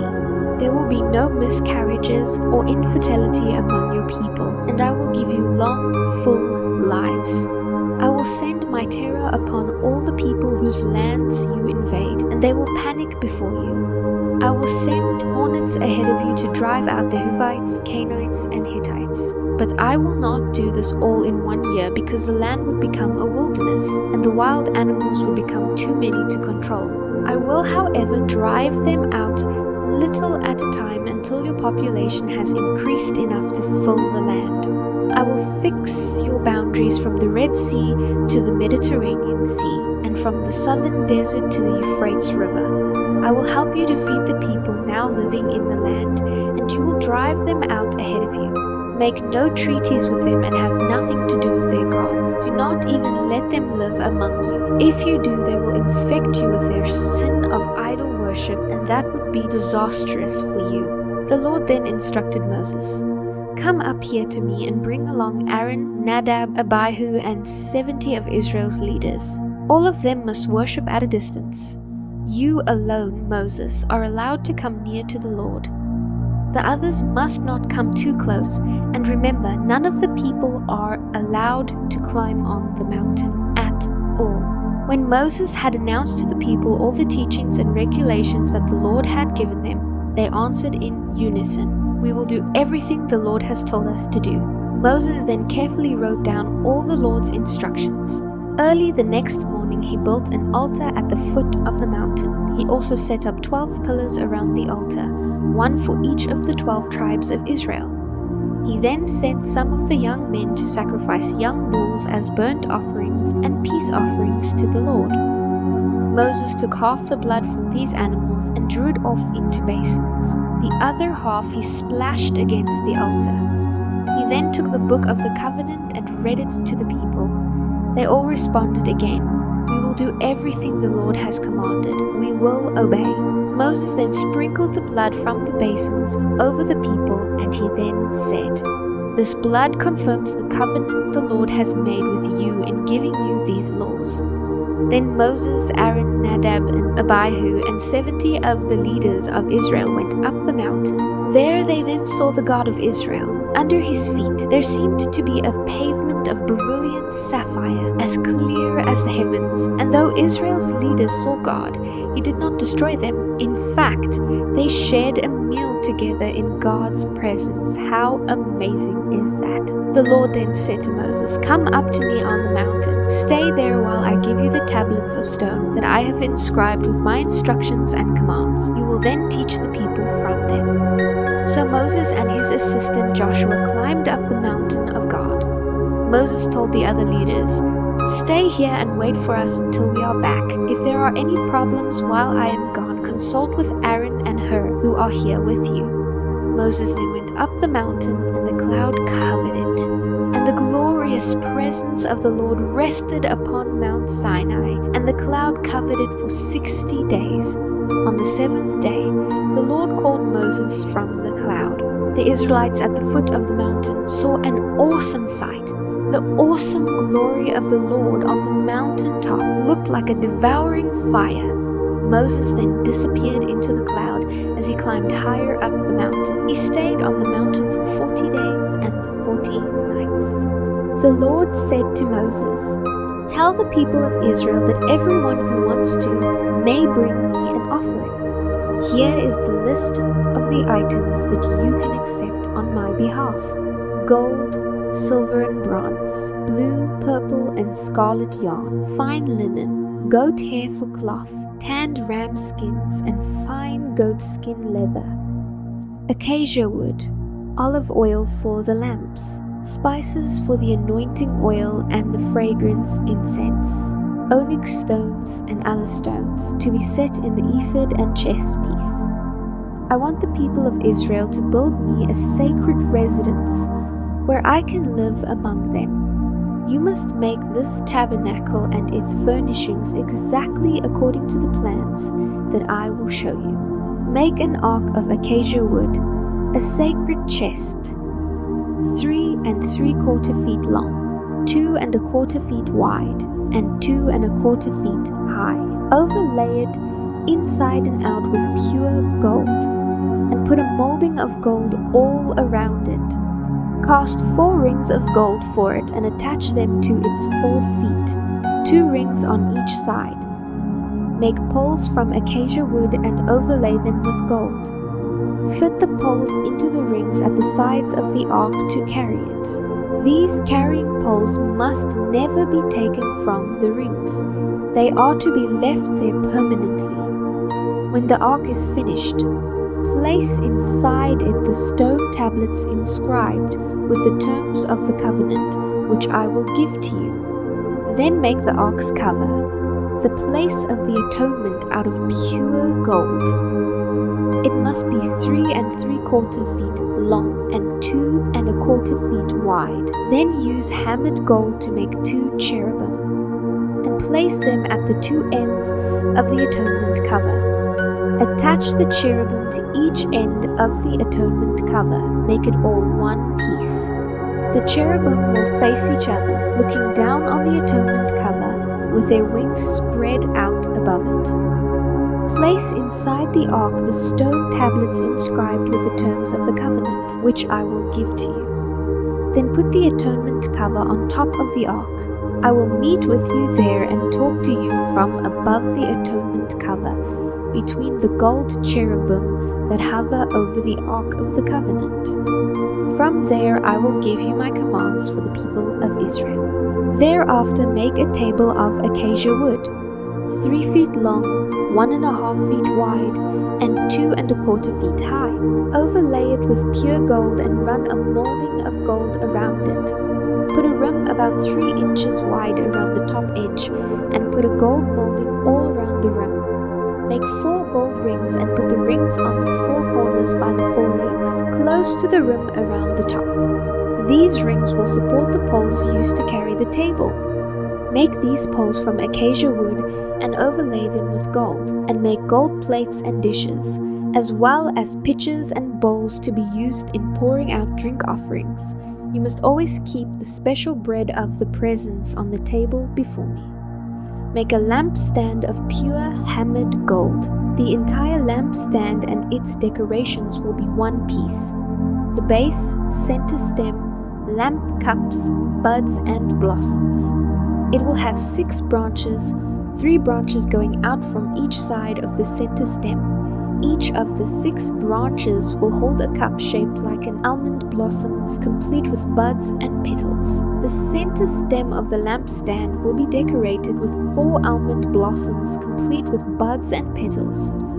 1 blossom will be set beneath each pair of branches, where they extend from the center stem. The decorations and branches must all be one piece with the stem, and they must be hammered from pure gold. Then make the 7 lamps from the lampstand and set them so they reflect their light forward. The lamp snuffers and trays must also be made of pure gold. You will need 75 pounds of pure gold for the lampstand and its accessories.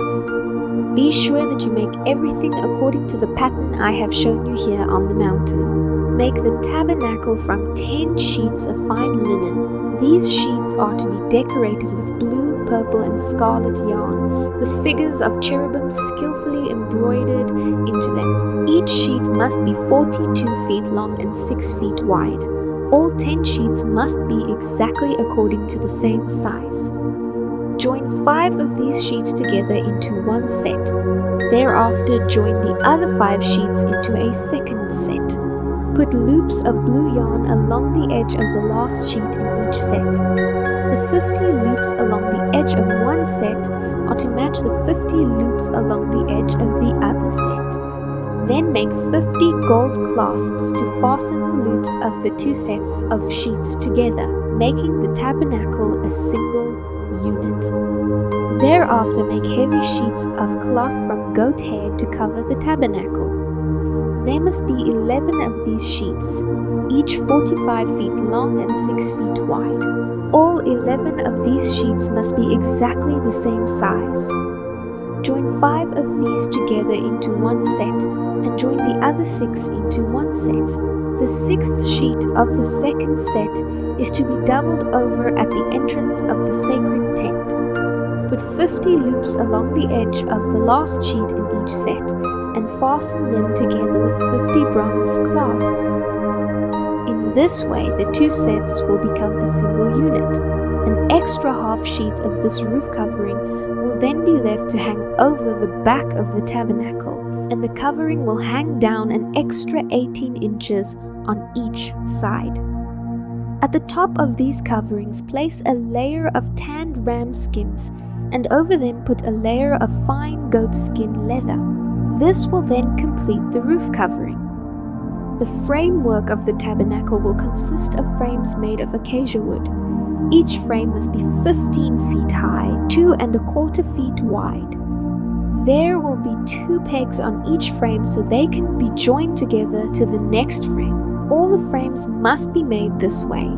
20 of these frames will support the south side of the tabernacle. They will fit into 40 silver bases, 2 bases under each frame. On the north side, there will also be 20 of these frames, with their 40 silver bases, 2 bases for each frame. On the west side, there will be 6 frames, along with an extra frame at each corner.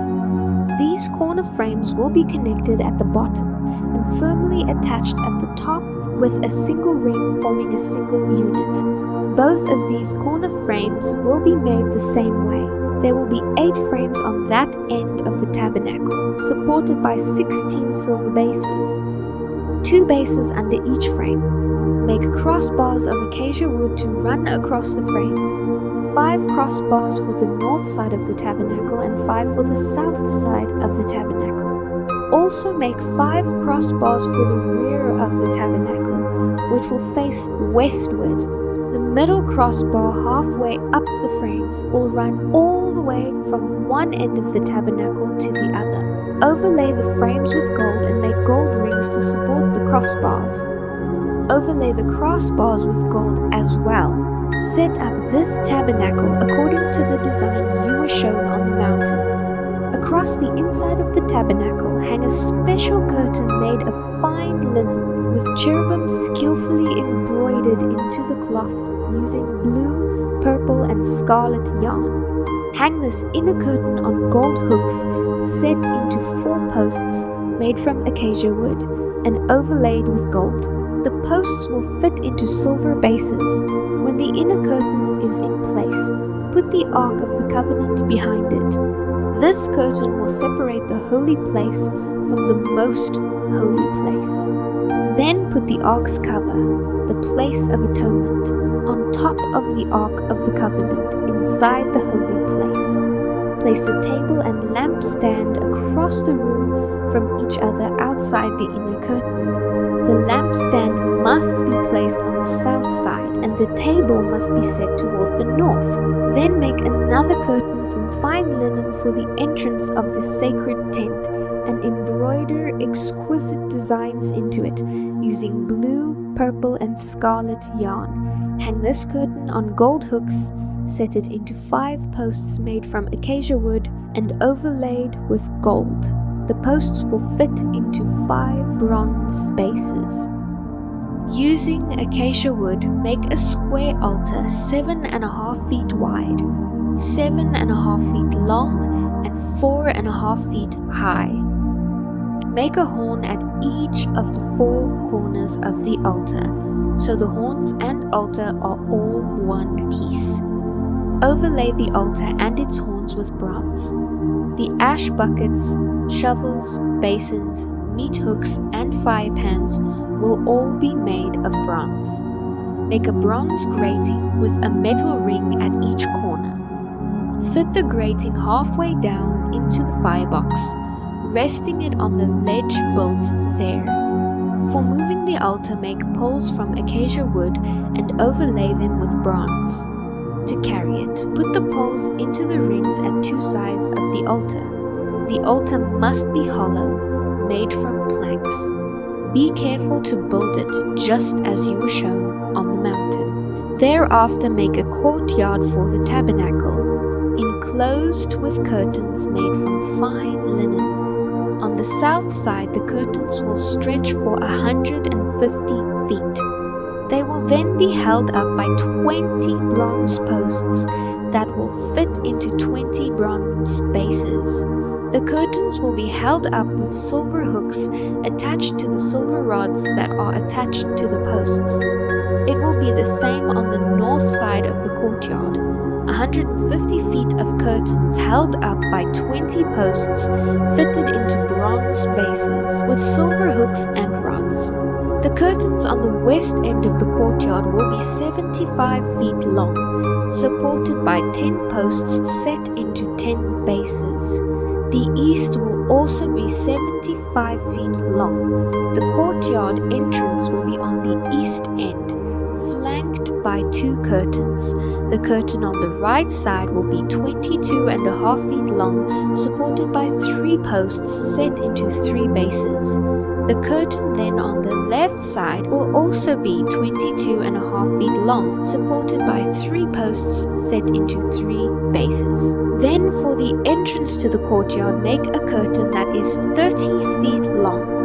Fashion it from fine linen and decorate it with beautiful embroidery in blue, purple, and scarlet yarn. It will be attached to 4 posts that will fit into 4 bases.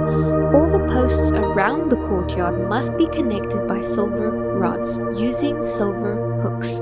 The posts are to be set in solid bronze bases, so the entire courtyard will be 150 feet long and 75 feet wide, with curtain walls 7.5 feet high made from fine linen. The bases supporting its walls will be made of bronze. All the articles used in the work of the tabernacle, including all the 10 pegs used to support the tabernacle and courtyard curtains, must be made all of bronze.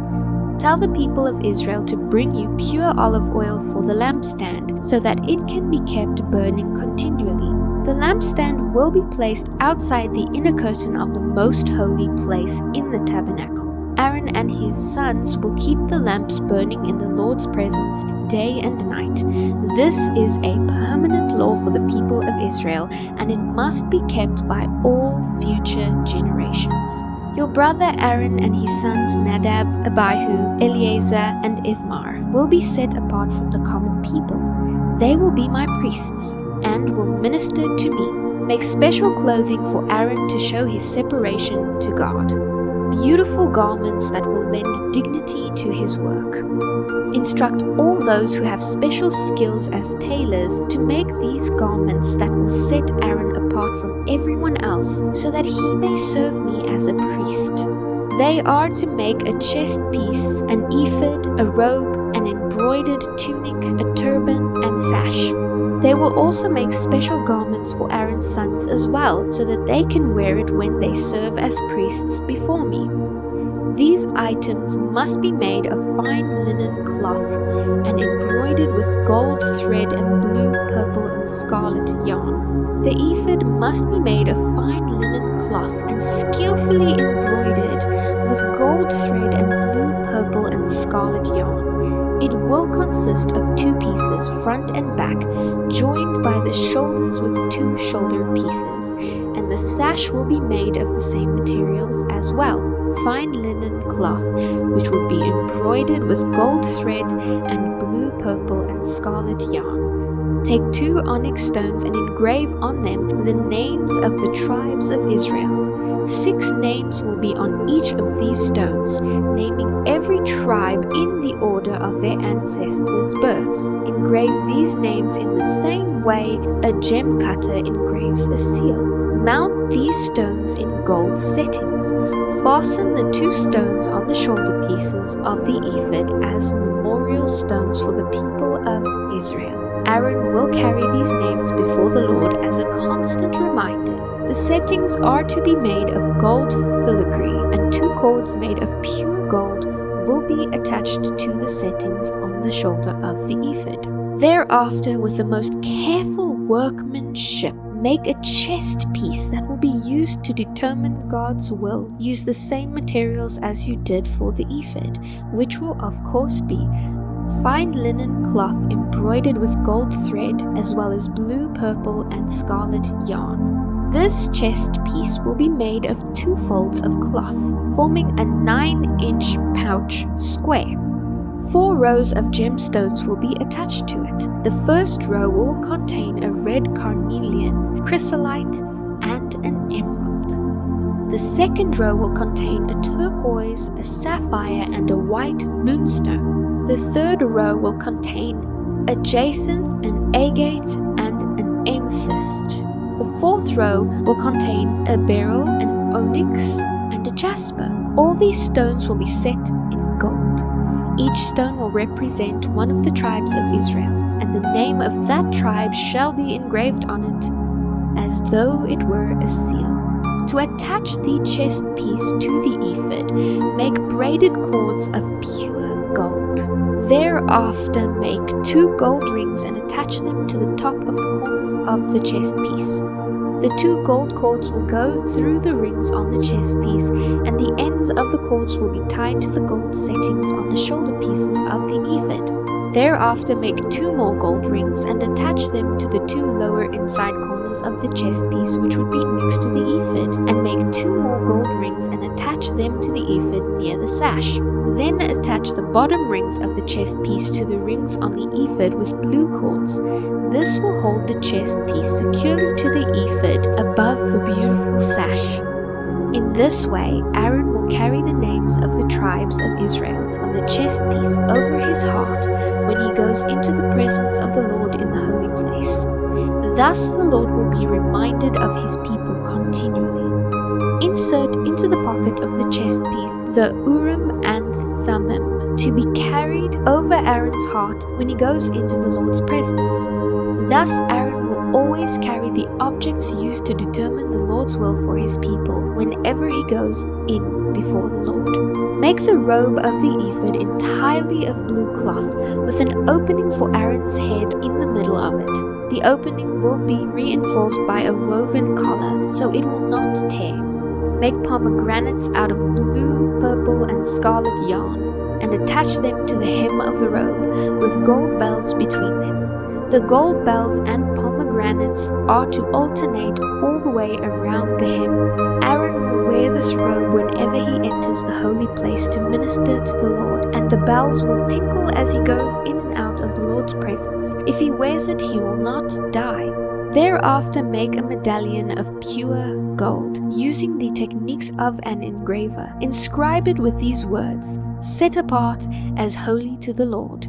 This medallion will be attached to the front of Aaron's turban by means of a blue cord. Aaron will then wear it on his forehead, thus bearing the guilt connected with any errors regarding the sacred offerings of the people of Israel. He must always wear it so that the Lord will accept the people.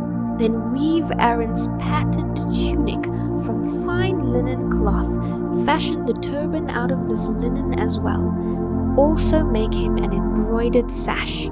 Then for Aaron's sons, make tunics, sashes, head dresses to give them dignity and respect. Clothe Aaron and his sons with these beautiful garments, and then anoint and ordain them. Set them apart as holy so they can serve as my priests. Also make linen underclothes for them as well, to be worn next to their bodies, reaching from waist to thigh. These must be worn whenever Aaron and his sons enter the tabernacle or approach the altar in the holy place to perform their duties. Thus they will not incur guilt and die. This law is permanent for Aaron and his descendants. This is the ceremony for the dedication of Aaron and his sons as priests. Take a young bull and 2 rams with no physical defects. Thereafter, using fine wheat flour and no yeast, make loaves of bread, thin cakes mixed with olive oil, and wafers with oil poured over them. Then place these various kinds of bread in one single basket and present them at the entrance of the tabernacle, along with the young bull and 2 rams. Present Aaron and his sons thereafter at the entrance of the tabernacle, and wash them with water. Then you shall put Aaron's tunic on him, along with the embroidered robe of the ephod itself, the chest piece and the sash, and place on his head the turban with the gold medallion. Thereafter take the anointing oil and pour it over his head. Next you will present his sons and dress them in their tunics, with their woven sashes and their head dresses. They will then be priests forever. In this way you will ordain Aaron and his sons. Then you will bring the young bull to the entrance of the tabernacle, and Aaron and his sons will lay their hands on its head. You will then slaughter it in the Lord's presence at the entrance of the tabernacle. Smear some of the blood on the horns of the altar with your fingers, and pour out the rest at the base of the altar. Take all the fat that covers the internal organs, also the long lobe of the liver and the 2 kidneys with their fat, and burn them on the altar as well. Then take the carcass, including the skin and the dung, outside the camp, and burn it as a sin offering. Next, Aaron and his sons must lay their heads on the head of one of the rams as it is slaughtered. Its blood will be collected and sprinkled on the sides of the altar. Then you will cut up the ram and wash off the internal organs and legs. Set them along the head and the other pieces of the body, and then burn them all on the altar. This is a burnt offering to the Lord, which is very pleasing to him. Thereafter you will take the other ram and have Aaron and his sons lay their hands on its head as it is slaughtered. Collect the blood and place some of it on the tip of the right earlobes of Aaron and his sons. Also put it on their right thumbs and the big toes of their right feet. Sprinkle the rest of the blood on the sides of the altar. Then take some of the blood from the altar and mix it with some of the anointing oil. Sprinkle it on Aaron and his sons on their clothes as well. In this way, they and their clothing will be set apart as holy to the Lord. Since this is a ram for ordination of Aaron and his sons, take the fat of the ram, including the fat tail and the fat that covers the internal organs. Also take the long lobe of the liver, the 2 kidneys with their fat, and the right thigh. Thereafter take 1 loaf of bread, 1 cake mixed with olive oil, and 1 wafer from the basket of yeastless bread that was placed before the Lord. Put all these in the hands of Aaron and his sons to be lifted up as a special gift to the Lord. Afterward, take the bread from their hands and burn it on the altar as a burnt offering, which is pleasing to the Lord. Then you will take the breast of Aaron's ordination ram and lift it up in the Lord's presence as a special gift to him. After that, keep it for yourself. Then set aside as holy the parts of the ordination ram that belong to Aaron and his sons. This will include the breast and the thigh that were lifted up before the Lord in the ordination ceremony. In future, whenever the people of Israel offer up peace offerings or thanksgiving offerings to the Lord, these parts will be regular share of Aaron and his descendants. Aaron's sacred garments must be preserved for his descendants who will succeed him, so they can be anointed and ordained in them. Whoever is the next high priest after Aaron will wear these clothes for 7 days before beginning to minister in the tabernacle and the holy place. Take the ram used in the ordination ceremony and boil its meat in a sacred place. Aaron and his sons are to eat this meat along with the bread in the basket at the tabernacle entrance. They alone may eat the meat and bread used for their atonement in the ordination ceremony. The ordinary people may not eat them, for these are set apart and holy. If, however, any of the ordination meat or bread remains until the morning, it must be burned. It may not be eaten, for it is holy.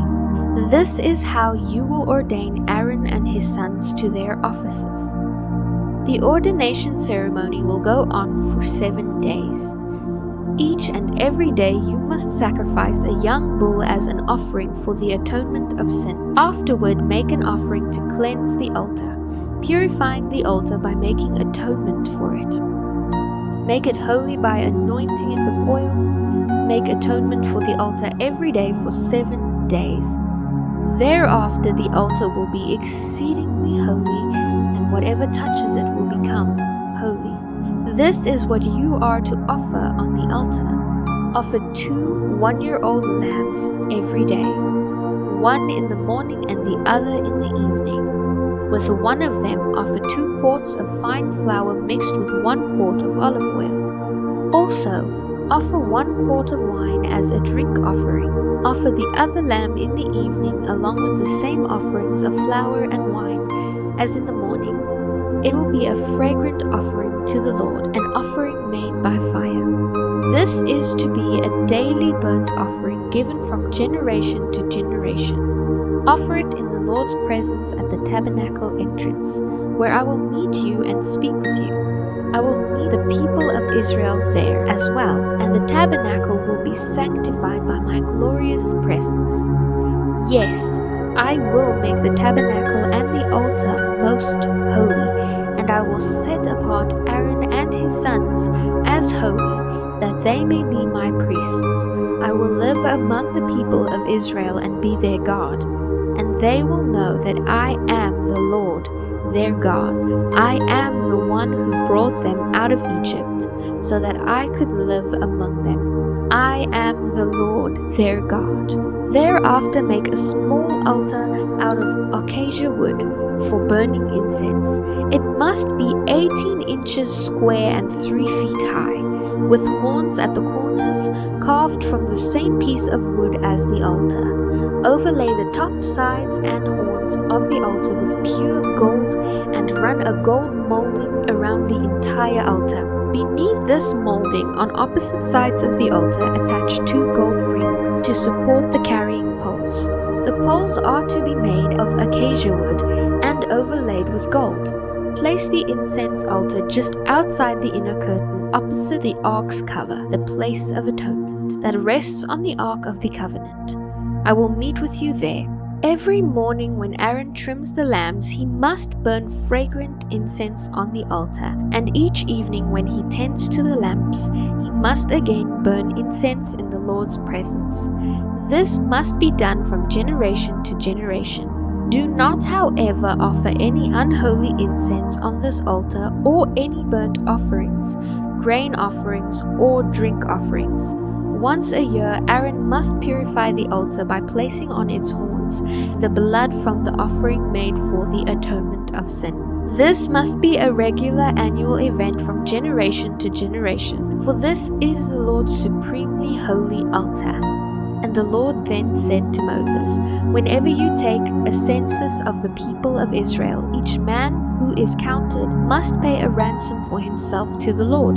Then there will be no plagues among the people as you count them. His payment to the Lord will be 1/5 of an ounce of silver. All who have reached their 20th birthday must give this offering to the Lord. When this offering is given to the Lord to make atonement for yourselves, the rich must not give more, and the poor must not give less. Use this money for the care of the tabernacle. It will bring you and the Israelites to the Lord's attention, and it will make atonement for their lives. The Lord then continued to say to Moses, "Make a large bronze wash basin with a bronze pedestal. Put it between the tabernacle and the altar and fill it with water. Aaron and his sons will wash their hands and feet there before they go into the tabernacle to appear before the Lord and before they approach the altar to burn offerings to the Lord.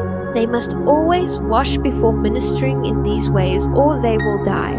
This is a permanent law for Aaron and his descendants, to be kept from generation to generation." The Lord then continued to say to Moses, "Collect choice spices, 12.5 pounds of pure myrrh, 6/4 pounds each of cinnamon and of sweet cane, 12.5 pounds of cassia, and 1 gallon of olive oil. Blend these ingredients into a holy anointing oil. Use this scented oil to anoint the tabernacle, the Ark of the Covenant, the table and all its utensils, the lampstand and all the accessories, the incense altar, the altar of burnt offering with all its utensils, and the large wash basin with its pedestal. Sanctify them to make them entirely holy. Thereafter, whatever touches them will become holy.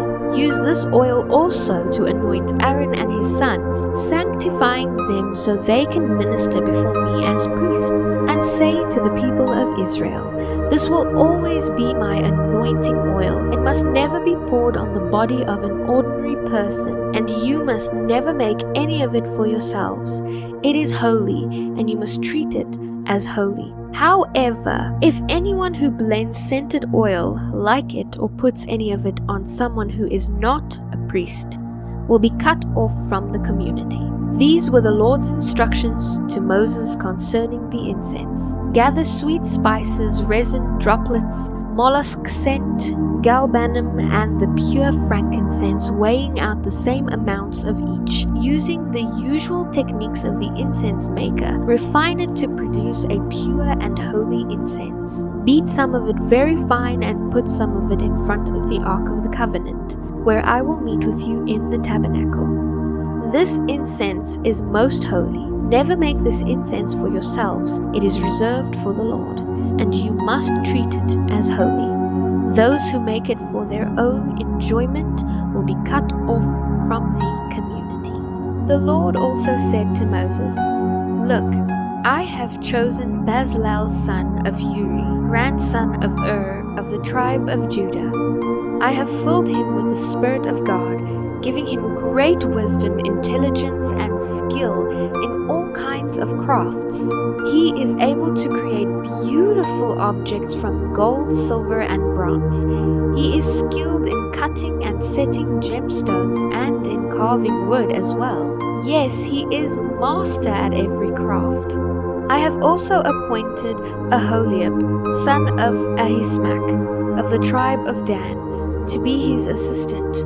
Moreover, I have given special skill to all the naturally talented craftsmen, so that they can make all the things I have instructed you to make: the tabernacle itself, the Ark of the Covenant, the Ark's cover, the place of atonement, all the furnishings of the tabernacle, the table and all its utensils, the gold lampstand with all its accessories, the incense altar, the altar of burnt offering with all its utensils, the wash basin and its pedestal, the beautifully stitched holy garments for Aaron the priest, and the garments for his sons to wear as they minister as priests, the anointing oil, the special incense for the holy place. They must follow exactly all the instructions I have given you." The Lord then gave these instructions to Moses. "Tell the people of Israel to keep my Sabbath day, for the Sabbath day is a sign of the covenant between me and you forever. It helps you remember that I am the Lord, who makes you holy. Yes, keep the Sabbath day, for it is holy. Anyone who desecrates it must die. Anyone who works on that day will be cut off from the community. Work only 6 days, but the seventh day must be a day of complete and total rest. I shall repeat, because the Lord considers it a holy day, anyone who works on the Sabbath must be put to death. The people of Israel must keep the Sabbath day forever. It is a permanent sign of the covenant with them. For in 6 days the Lord made heaven and earth, but he rested on the seventh day and was refreshed. Then, as the Lord finished speaking with Moses on Mount Sinai, he gave him the 2 stone tablets inscribed with the terms of the covenant written by the finger of God. When Moses failed to come back down the mountain right away, the people went to Aaron. "Look," they said, "make us some gods who can lead us. This man Moses, who brought us here from Egypt, has disappeared. We don't know what has happened to him." So Aaron said, "Tell your wives and sons and daughters to take off their gold earrings and then bring them to me." All the people obeyed Aaron and brought him their gold earrings. Thereafter Aaron took the gold, melted it down, and molded and tooled it into the shape of a calf. The people exclaimed, "O Israel, these are the gods who brought you out of Egypt." When Aaron saw how excited the people were about it, he built an altar in front of the calf and announced, "Tomorrow there will be a festival to the Lord." The people then got up early the next morning to sacrifice burnt offerings and peace offerings. After this, they celebrated with feasting and drinking and indulged themselves in pagan revelry. Then the Lord told Moses, "Quick! Go down the mountain. The people you brought from Egypt have defiled themselves. They have already turned from the way I commanded them to live. They have made an idol shaped like a calf, and they have worshipped and sacrificed to it. They are saying, 'These are your gods, O Israel, who brought you out of Egypt.'" The Lord then said, "I have seen how stubborn and rebellious these people are. Now leave me alone so my anger can blaze against them and destroy them all. Then I will make you, Moses, into a great nation instead of them." But Moses pleaded with the Lord his God not to do it. "O Lord," he exclaimed, "why are you so angry with your own people whom you brought from the land of Egypt with such great power and mighty acts? The Egyptians will say, 'God tricked them into coming to the mountains so he could kill them and wipe them from the face of the earth.' Turn away from your fierce anger. Change your mind about this terrible disaster you are planning against your people, O Lord. Remember your covenant with your servants, Abraham, Isaac, and Jacob. You swore by your own self, 'I will make your descendants as numerous as the stars of heaven.' Yes, I will give them all this land that I have promised to your descendants, and they will possess it forever." The Lord then withdrew his threat and didn't bring against his people the disaster he had threatened.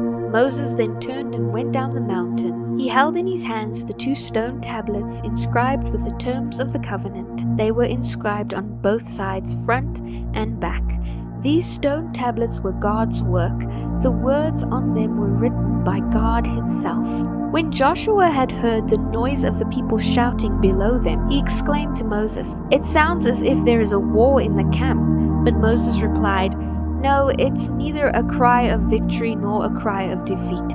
It is the sound of celebration." When they came near the camp, Moses then saw the calf and the dancing. In terrible anger, he threw the stone tablets to the ground, smashing them at the feet of the mountain. He took the calf they had made and melted it in the fire. And when the metal had cooled, he ground it into powder and mixed it with water. Then he made the people drink it. After that, he turned to Aaron. "What did the people do to you?" he demanded. "How did they ever make you bring such terrible sin upon them?" Aaron then replied, "Don't get upset. You yourself know these people and what a wicked bunch they are. They said to me, 'Make us some gods to lead us, for something has happened to this man Moses, who led us out of Egypt.' So I told them, 'Bring me your gold earrings.' When they brought them to me, I threw them into the fire, and out came this calf." When Moses saw that Aaron had let the people get completely out of control, and much to the amusement of their enemies, he stood at the entrance to the camp and shouted, "All of you who are on the Lord's side, come over here and join me." And all the Levites came. He then told them, "This is what the Lord, the God of Israel, says.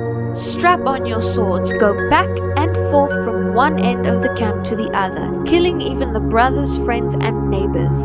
The Levites obeyed Moses, and about 3,000 people died that day. Thereafter Moses told the Levites, "Today you have been ordained for the service of the Lord, for you obeyed him even though it meant killing your own sons and brothers. Because of this, he will now give you a great blessing." The next day Moses said to the people, "You have committed a terrible sin, but I will return to the Lord on the mountain. Perhaps I will be able to obtain forgiveness for you." So Moses returned to the Lord and said, "These people have committed a terrible sin. They have made gods of gold for themselves.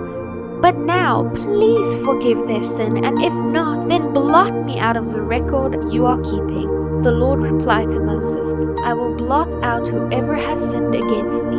Now go, lead the people to the place I told you about. Look, my angel will lead the way before you, but when I call the people to account, I will certainly punish them for their sins." And the Lord sent a great plague upon the people, because they worshipped the calf Aaron had made. The Lord then said to Moses, "Now that you have brought these people out of Egypt, lead them to the land that I solemnly promised Abraham, Isaac, and Jacob.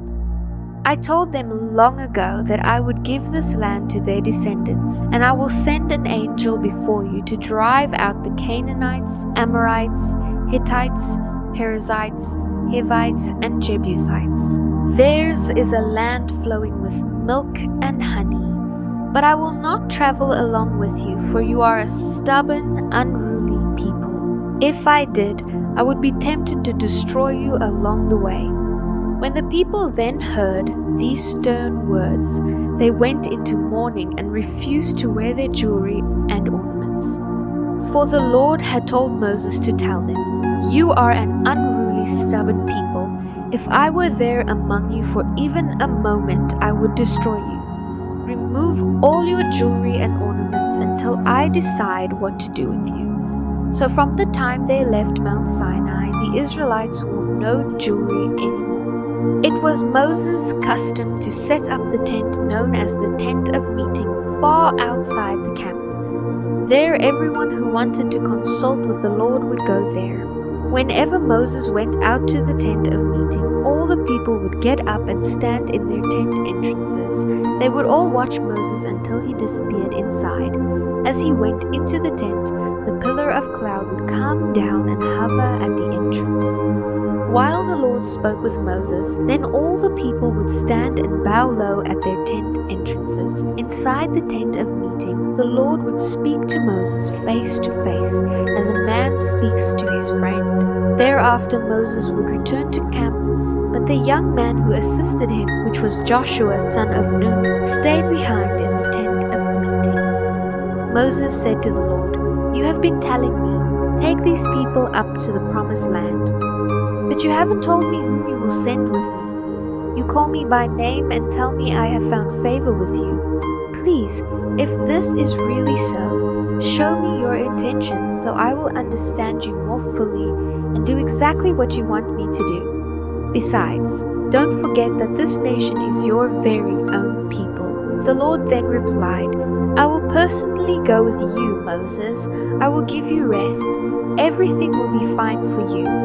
Thereafter Moses replied, "If you don't go with us personally, don't let us move a step from this place. If you don't go with us, how will anyone ever know that your people and I have found favor with you? How else will we know we are special and distinct from all other people on earth?" The Lord then replied to Moses, "I will indeed do what you have asked, for you have found favor with me and you are my friend." Moses then had one more request. "Please, let me see your glorious presence," he said. The Lord replied, I will make all my goodness pass before you, and I will call out my name, the Lord, to you. I will show kindness to anyone I choose, and I will show mercy to anyone I choose. But you may not look directly at my face, for no one may see me and live. The Lord continued, Stand here on this rock beside me, as my glorious presence passes by. I will put you in the cleft of the rock, and cover you with my hand until I have passed. Then I will remove my hand, and you will see me from behind, but you will not see my face. The Lord then told Moses, Prepare 2 stone tablets like the first ones. I will write on them the same words that were on the tablets you smashed. Be ready in the morning to come up Mount Sinai and present yourself to me there on the top of the mountain. No one else may come with you. In fact, no one is allowed anywhere on the mountain. Do not even let the flocks or herds graze near the mountain. Moses then cut 2 tablets of stone like the first ones. Early in the morning he climbed Mount Sinai, as the Lord had told him, carrying those 2 tablets in his hands. Thereafter the Lord came down in a pillar of cloud and called out his own name, the Lord. As Moses stood there in his beautiful presence, he passed in front of Moses and said, I am the Lord. I am the Lord, the merciful and gracious God. I am slow to anger and rich in unfailing love and faithfulness. I show this unfailing love to many thousands by forgiving every kind of sin and rebellion. Even so, I do not leave sin unpunished, but I punish the children for the sins of their parents to the 3rd and 4th generations. Moses immediately fell to the ground and worshipped. He then said, If it is true that I have found favor in your sight, O Lord, then please go with us. Yes, this is an unruly, stubborn people, but I ask, please pardon our iniquity and our sins. Accept us as your own special possession. The Lord then answered, All right, this is the covenant I am going to make with you. I will perform wonders that have never been done before anywhere in all the earth or in any nation, and all the people around you will see the power of the Lord, the awesome power I will display through you. Your responsibility is to obey all the commands I am giving you today. Then I will surely drive out all those who stand in your way, the Amorites, Canaanites, Hittites, Hivites, and Jebusites. Be very careful never to make treaties with the people in the land where you are going. If you do, soon you will be following their evil ways. Instead, break down their pagan altars, smash the sacred pillars they worship, and cut down their carved images. You must never worship any other god but only the Lord, for He is a God who is passionate about His relationship with you. Do not make treaties of any kind with the people living in the land. They are spiritual prostitutes committing adultery against me by sacrificing to their gods. If you make peace with them, they will invite you to go with them to worship their gods, and you are likely to do it. And you will accept their daughters who worship other gods as wives for your sons. Then they will cause your sons to commit adultery against me by worshipping other gods. You must make no gods for yourselves at all. Be sure to celebrate the festival of unleavened bread for 7 days, just as I instructed you, at the appointed time each year in early spring, for that was when you left Egypt. Every first male born belongs to me, of both cattle and sheep. A firstborn male donkey may be redeemed from the Lord by presetting a lamb in its place. But if you decide not to make the exchange, you must kill the donkey by breaking its neck. However, you must redeem every firstborn son. No one is allowed to appear before me without a gift.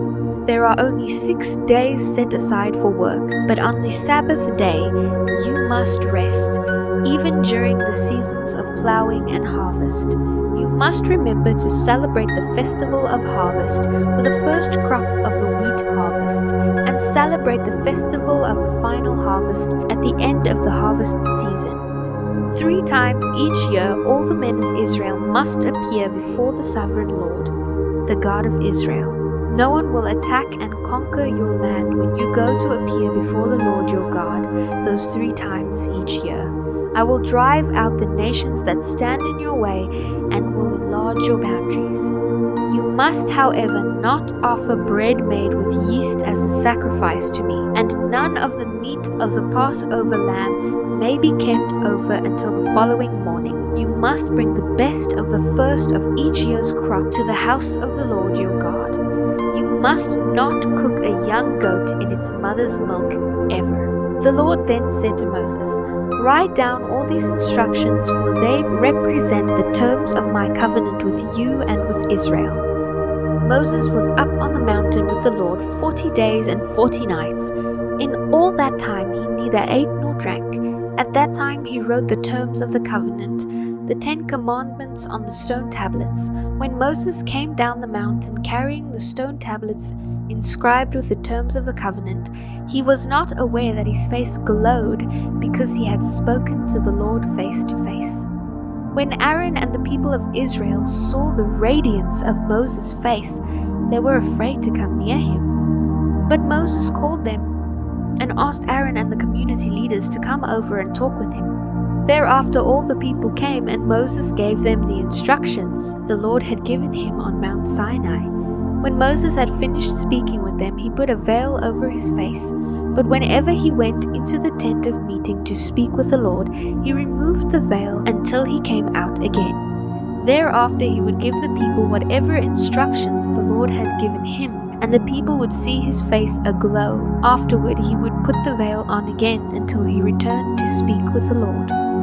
Moses then called a meeting of all the people and told them, "You must obey these instructions from the Lord. Each week, for 6 days only, you will work.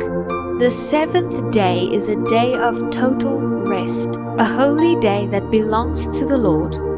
Anyone who works on that day will die. Do not even light fires in your homes on that day." Moses then said to all the people, "This is what the Lord has commanded. Everyone is invited to bring these offerings to the Lord: gold, silver, and bronze, blue, purple, and scarlet yarn, fine linen, goat hair for cloth, tanned ram skins, and fine goat skin leather, acacia wood, olive oil for the lamps, spices for the anointing oil, and the fragrant incense, onyx stones and other stones to be set in the ephod and the chest piece.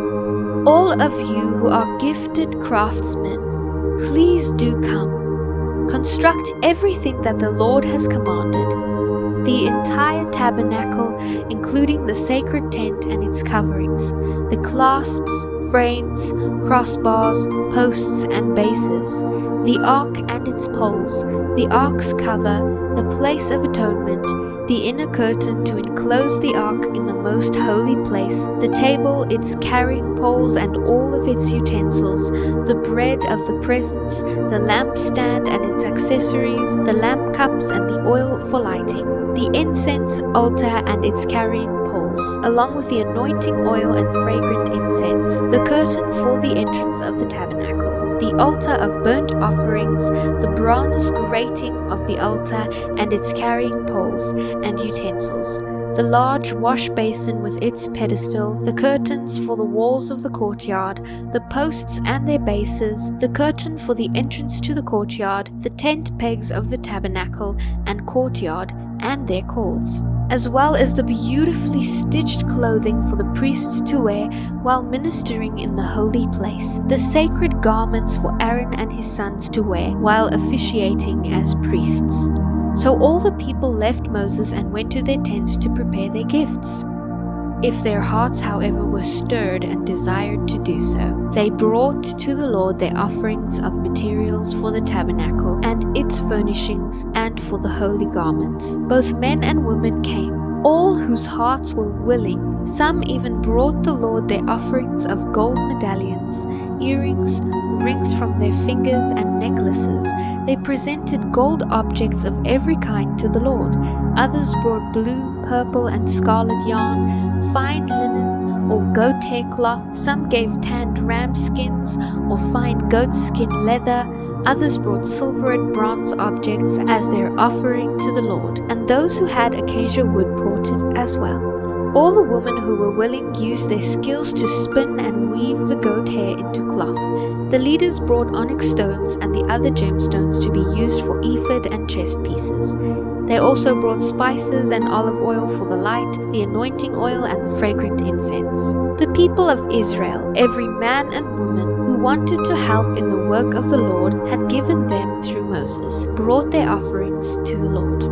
Moses then told them, "The Lord has chosen Bezalel, son of Uri, grandson of Hur, of the tribe of Judah. The Lord has filled Bezalel with the Spirit of God, giving him great wisdom, intelligence, and skill in all kinds of crafts.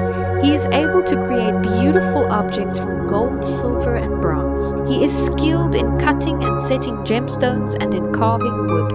As a matter of fact, he has every skill. The Lord has given both him and Aholiab, son of Azmach, of the tribe of Dan, the ability to teach their skills to others as well. The Lord has given them special skills as jewelers, designers, weavers, and embroiders in blue, purple, and scarlet yarn on fine linen cloth. They excel in all the crafts needed for the work. Bezalel, Aholiab, and the other craftsmen whom the Lord had gifted with wisdom, skill, and intelligence will construct and furnish the tabernacle just as the Lord has commanded." Moses then told Bezalel and Aholiab to begin the work along with all who were specially gifted by the Lord. Moses gave them the materials donated by the Lord for the completion of the sanctuary. Additional gifts were brought each morning, but finally the craftsmen left their work to meet with Moses. "We have more than enough materials on hand now to complete the job the Lord has given us to do," they exclaimed. Moses then gave them the command, and this message was sent through the camp. "But no more materials. You have already given more than enough." So the people stopped bringing their offerings. Their contributions were more than enough to complete the project. The skilled weavers first made 10 sheets from fine linen. One of the craftsmen then embroidered blue, purple, and scarlet cherubim into them. Each sheet was exactly the same size, 42 feet long and 6 feet wide.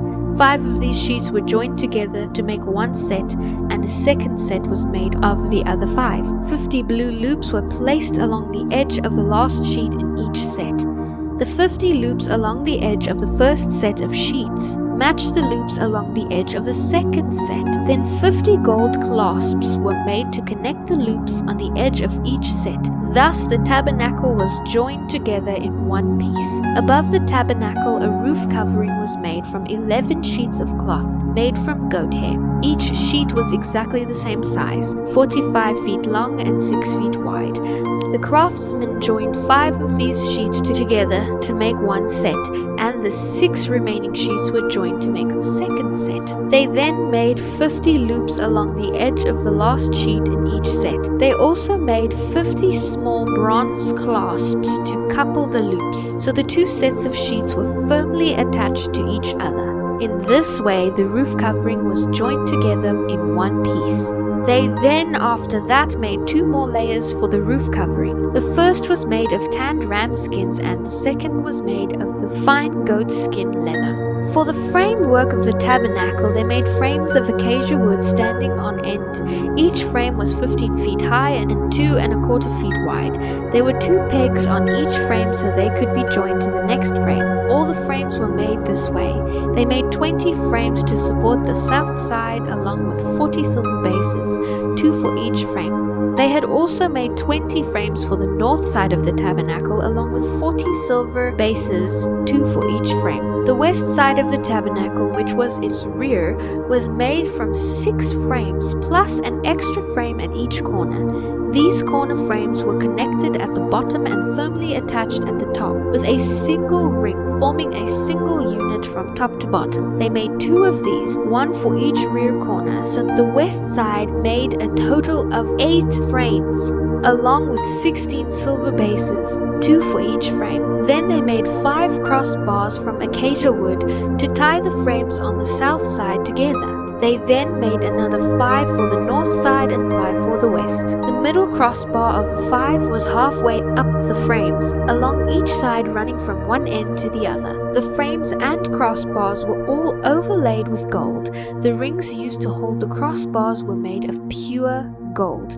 The inner curtain was made of fine linen cloth, and cherubim was skillfully embroidered into it with blue, purple, and scarlet yarn. This curtain was then attached to 4 gold hooks set into 4 posts of acacia wood. These posts were overlaid with gold and set into 4 silver bases. Thereafter they made another curtain for the entrance of the sacred tent. It was made of fine linen cloth and embroidered with blue, purple, and scarlet yarn. This curtain was connected by 5 hooks to 5 posts. The posts with this decorated tops and bands were overlaid with gold. The 5 bases were molded from bronze. Next, Bezalel made the ark out of acacia wood. It was 3 3/4 feet long, 2 1/4 feet wide, and 2 1/4 feet high. It was overlaid with pure gold inside and out, and it had a molding of gold all the way around. 4 gold rings were fastened to its 4 feet. There were 2 rings at each side. Then he made poles from acacia wood and overlaid them with gold. He put the poles into the rings at the sides of the ark to carry it. He then, from pure gold, made the ark's cover, the place of atonement. It was 3 3/4 feet long and 2 1/4 feet wide. He made 2 figures of cherubim out of hammered gold and placed them at the ends of the atonement cover. They were made so they were actually a part of the atonement cover. It was all one piece. The cherubim faced each other as they looked down on the atonement cover, and their wings were stretched out above the atonement cover to protect it. He then made a table out of acacia wood, 3 feet long, 1.5 feet wide, and 2 1/4 feet high. It was overlaid with pure gold, with a gold molding all around the edge. A rim about 3 inches wide was attached along the edges of the table, and a gold molding ran around the rim. He then cast 4 rings of gold and attached them to 4 table legs next to the rim. These were made to hold the carrying poles in place. He made the carrying poles of acacia wood and overlaid them with gold. Next, using pure gold, he made the plates, dishes, bowls, and pitchers to be placed on the table. These utensils were to be used in pouring out drink offerings. He then made the lampstand, again using pure hammered gold. Its base, center stem, lamp cups, blossoms, and buds were all of one piece. The lampstand had 6 branches, 3 going out from each side of the center stem. Each of the 6 branches held a cup shaped like an almond blossom, complete with buds and petals. The center stem of the lampstand was also decorated with 4 almond blossoms. 1 blossom was set beneath each pair of branches, where they extended from the center stem. The decorations and branches were all one piece with the stem, and they were hammered from pure gold. He also made the 7 lamps, the lamp snuffers, and the trays of all pure gold. The entire lampstand, along with its accessories, was made from 75 pounds of pure gold. The incense altar was made of acacia wood. It was 18 inches square and 3 feet high, with its corner horns made from the same piece of wood as the altar itself. He overlaid the top sides, and horns of the altar with pure gold, and ran a gold molding around the edges. 2 gold rings were placed on opposite sides beneath the molding to hold the carrying poles. The carrying poles were made of acacia wood and were overlaid with gold. He then made the sacred oil for anointing the priests, and the fragrant incense using the techniques of the most skilled incense maker. The altar for burning animal sacrifices also was constructed of acacia wood. It was 7.5 feet square at the top and 4.5 feet high. There were 4 horns, one at each of the 4 corners, all of one piece with the rest. This altar was overlaid with bronze. Then he made all the bronze utensils to be used with the altar: the ash buckets, shovels, basins, meat hooks, and fire pans. Next he made a bronze grating that rested on a ledge about halfway down the firebox. 4 rings were cast from each side of the grating to support the carrying poles. The carrying poles themselves were made of acacia wood and were overlaid with bronze. These poles were inserted into the rings at the side of the altar. The altar was hollow and was made from planks. The bronze wash basin and its bronze pedestal were cast from bronze mirrors donated by the woman who served at the entrance of the tabernacle. He then constructed the courtyard. The south wall was 150 feet long. It consisted of curtains made of fine linen. There were 20 posts, each with its own bronze base, and there were silver hooks and rods to hold up the curtains. The north wall was also 150 feet long, with 20 bronze posts and bases, and with silver hooks and rods. The west end was 75 feet wide. The walls were made from curtains supported by 10 posts and bases, and with silver hooks and rods. The east end was also 75 feet wide. The courtyard entrance was on the east side, flanked by 2 curtains. The curtain on the right side was 22.5 feet long and was supported by 3 posts set into 3 bases. The curtain on the left side was also 22.5 feet long and was supported by 3 posts set into 3 bases. All the curtains used in the courtyard walls were made of fine linen as well. Each post had a bronze base and all the hooks and rods were silver. The tops of the posts were overlaid with silver, and the rods to hold up the curtains was solid silver. The curtain that covered the entrance to the courtyard was made of fine linen cloth and embroidered with blue, purple, and scarlet yarn. It was 30 feet long and 7.5 feet high, just like the curtains of the courtyard walls. It was supported by 4 posts set into 4 bronze bases. The tops of the posts were overlaid with silver, and the hooks and rods were also made of silver. All the tent pegs used in the tabernacle and courtyard were made of bronze.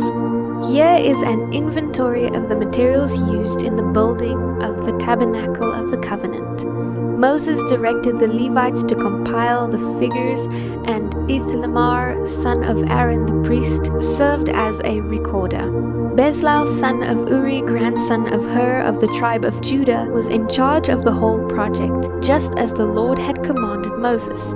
He was assisted by Aholiab, son of Ahisamach, of the tribe of Dan, a craftsman expert at engraving, designing, and embroidering blue, purple, and scarlet yarn on fine linen cloth. The people brought gifts of gold totaling about 2,200 pounds, all of which was used throughout the tabernacle.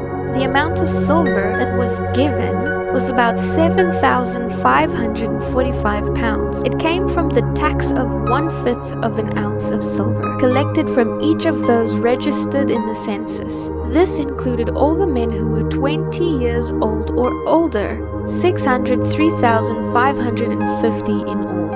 The 100 bases for the frames of the sanctuary walls and for the posts supporting the inner curtain required 7,500 pounds of silver, about 75 pounds for each base. The rest of the silver, about 45 pounds, was used to make the rods and hooks and to overlay the tops of the posts.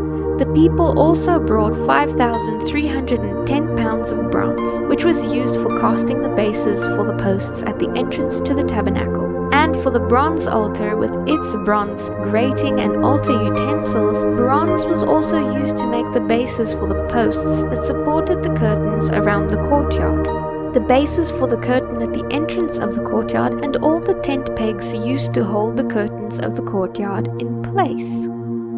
For the priests, the craftsmen made beautiful garments of blue, purple, and scarlet cloth, clothing to be worn while ministering in the holy place. This same cloth was used for Aaron's sacred garments, just as the Lord had commanded Moses. The ephod was made from fine linen cloth and embroidered with gold thread and blue, purple, and scarlet yarn. A skilled craftsman made gold thread by beating gold into thin sheets and cutting it into fine strips. He then embroidered it into the linen with blue, purple, and scarlet yarn. They made 2 shoulder pieces for the ephod, which were attached to its corners so it could be tied down. They also made an elaborate woven sash of the same materials, just as the Lord had commanded Moses. The 2 onyx stones attached to the shoulder piece of the ephod were set in gold filigree. The stones were engraved with the names of the tribes of Israel, just as initials are engraved on a seal. These stones served as reminders to the Lord concerning the people of Israel. All this was done just as the Lord had commanded Moses. The chest piece was made in the same style as the ephod, crafted from fine linen cloth and embroidered with gold thread and blue, purple, and scarlet yarn. It was doubled over to form a pouch 9 inches square. 4 rows of gemstones were set across it. In the first row were a red carnelian, a chrysolite, and an emerald. In the second row were a turquoise, a sapphire, and a white moonstone. In the third row were a jacinth, an agate, and an amethyst. In the fourth row were a beryl, an onyx, and a jasper. Each of these gemstones was set in gold. The stones were engraved like a seal, each with the name of one of the 12 tribes of Israel. To attach the chest piece to the ephod, they made braided cords of pure gold. They also made 2 gold rings and attached them to the top corners of the chest piece. The 2 gold cords were put through the gold rings on the chest piece, and the ends of the cords were tied to the gold settings on the shoulder piece of the ephod. 2 more gold rings were attached to the lower inside corners of the chest piece next to the ephod. Then 2 gold rings were attached to the ephod near the sash. Blue cords were used to attach the bottom rings of the chest piece to the rings of the ephod. In this way, the chest piece was held securely to the ephod above the beautiful sash. All this was done just as the Lord had commanded Moses. The robe of the ephod was woven entirely of blue yarn, with an opening for Aaron's head in the middle of it. The edge of this opening was reinforced with a woven collar, so it would not tear. Pomegranates were attached to the bottom edge of the robe. These were finely crafted of blue, purple, and scarlet yarn. Bells of pure gold were placed between the pomegranates along the hem of the robe, with bells and pomegranates alternating around the hem. This robe was to be worn when Aaron ministered to the Lord, just as the Lord had commanded Moses. Tunics were then made for Aaron and his sons from the fine linen cloth as well. The turbine, the headdresses, and the undercloths were all made of this fine linen. The sashes were made of fine linen cloth and embroidered with blue, purple, and scarlet yarn, just as the Lord had commanded Moses. Finally, they made the sacred medallion of pure gold to be worn on the front of the turban, using the techniques of an engraver. They inscribed these words, "Set apart as holy to the Lord." This medallion was tied to the turban with a blue cord, just as the Lord had commanded Moses. And so at last the tabernacle was finished. The Israelites had done everything just as the Lord had commanded. from Moses, and they brought the entire tabernacle to Moses, the sacred tent with all its furnishings, the clasps, frames, crossbars, posts, and bases, the layers of tanned ram skins and fine goatskin leather, the inner curtain that enclosed the most holy place, the Ark of the Covenant and its carrying poles, the Ark's cover, the place of atonement, the table and all its utensils, the bread of the presence, the gold lampstand and its accessories, the lamp cups and the oil lighting, the gold altar, the anointing oil, the fragrant incense, the curtain of the entrance of sacred tent, the bronze altar, the bronze grating, its poles and utensils, the large wash basin and its pedestal, the curtains for the walls of the courtyard and the posts and bases holding them up, the curtain at the courtyard entrance, the cords and the tent pegs, all the articles used in the operation of the tabernacle, the beautifully crafted garments to be worn while ministering in the holy place, the holy garments for Aaron the priest and for his sons to wear while on duty. The people of Israel followed all the Lord's instructions that he had given to Moses. Moses inspected all their work and blessed them because it had been done as the Lord had commanded him. The Lord now said to Moses, "Set up the tabernacle on the first day of the year. Place the Ark of the Covenant inside and install the inner curtains to enclose the Ark within the most holy place. Thereafter bring the table and arrange the utensils on it, and set up the lamps. Place the incense altar just outside the inner curtain, opposite the Ark of Covenant. Set up the curtain made from the entrance of the tabernacle. Place the altar of burnt offering in front of the tabernacle entrance. Set the large wash basin between the tabernacle and the altar and fill it with water. Thereafter set up the courtyard around the outside of the tent and hang the curtain for the courtyard entrance. Take the anointing oil and sprinkle it on the tabernacle and on all its furnishings to make them holy. Sprinkle the anointing oil on the altar of burnt offering and its utensils, sanctifying them. Then the altar will become most holy. Next, anoint the large wash basin and its pedestal to make them holy. Then bring Aaron and his sons to the entrance of the tabernacle and wash them with water. Clothe Aaron with the holy garments and anoint him, setting him apart to serve me as priest. Thereafter bring his sons and dress them in their tunics. Anoint them as you did their father, so they may serve me as priests as well. With this anointing, Aaron's descendants are set apart for the priesthood forever, from generation to generation. Moses proceeded to do everything as the Lord had commanded him. So the tabernacle was set up on the first day of the new year. Moses put it together by setting its frames into their bases and attaching the crossbars and raising the posts. Then he spread the coverings over the tabernacle frame and put it on the roof layers, just as the Lord had commanded him. He placed inside the ark the stone tablets inscribed with the terms of the covenant, and then he attached the ark's carrying poles. He also set the ark's cover, the place of atonement, on top of it. He then brought the Ark of the Covenant into the tabernacle and set up the inner curtain to shield it from view, just as the Lord had commanded. Next he placed the table in the tabernacle along the north side of the holy place, just outside the inner curtain, and he arranged the bread of the presence on the table that stands before the Lord, exactly as the Lord had commanded. He set the lampstand in the tabernacle across from the table on the south side of the holy place. Then he set up the lamps in the Lord's presence, just as the Lord had commanded. He also placed the incense altar in the tabernacle, in the holy place in front of the inner curtain. On it he burned the fragrant incense made from sweet spices, just as the Lord had commanded. He attached the curtain at the entrance of the tabernacle and placed the altar of burnt offering near the tabernacle entrance. On it he offered a burnt offering and a grain offering, exactly as the Lord had commanded. Next he placed the large wash basin between the tabernacle and the altar. He filled it with water so the priests could use it to wash themselves.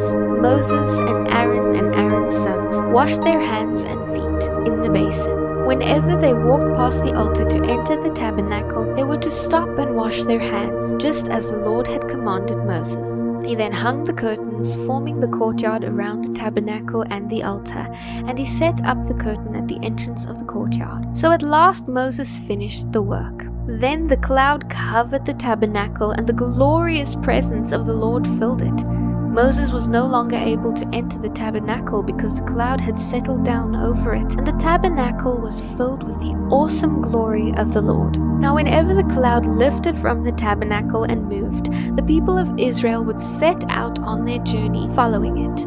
But if the cloud stayed, they would stay until it moved again. The cloud of the Lord rested on the tabernacle during the day, and at night there was fire in the cloud, so all the people of Israel could see it. This continued throughout all their journeys. I hope you enjoyed the book of Exodus. I hope you saw and noticed just how much God loved these people. Even though they hurt him and disobeyed him, he kept forgiving and giving them new chances, and he loved them and blessed them all the way. Turn your heart and your eyes to Jesus, because he will definitely open his arms to you. God bless.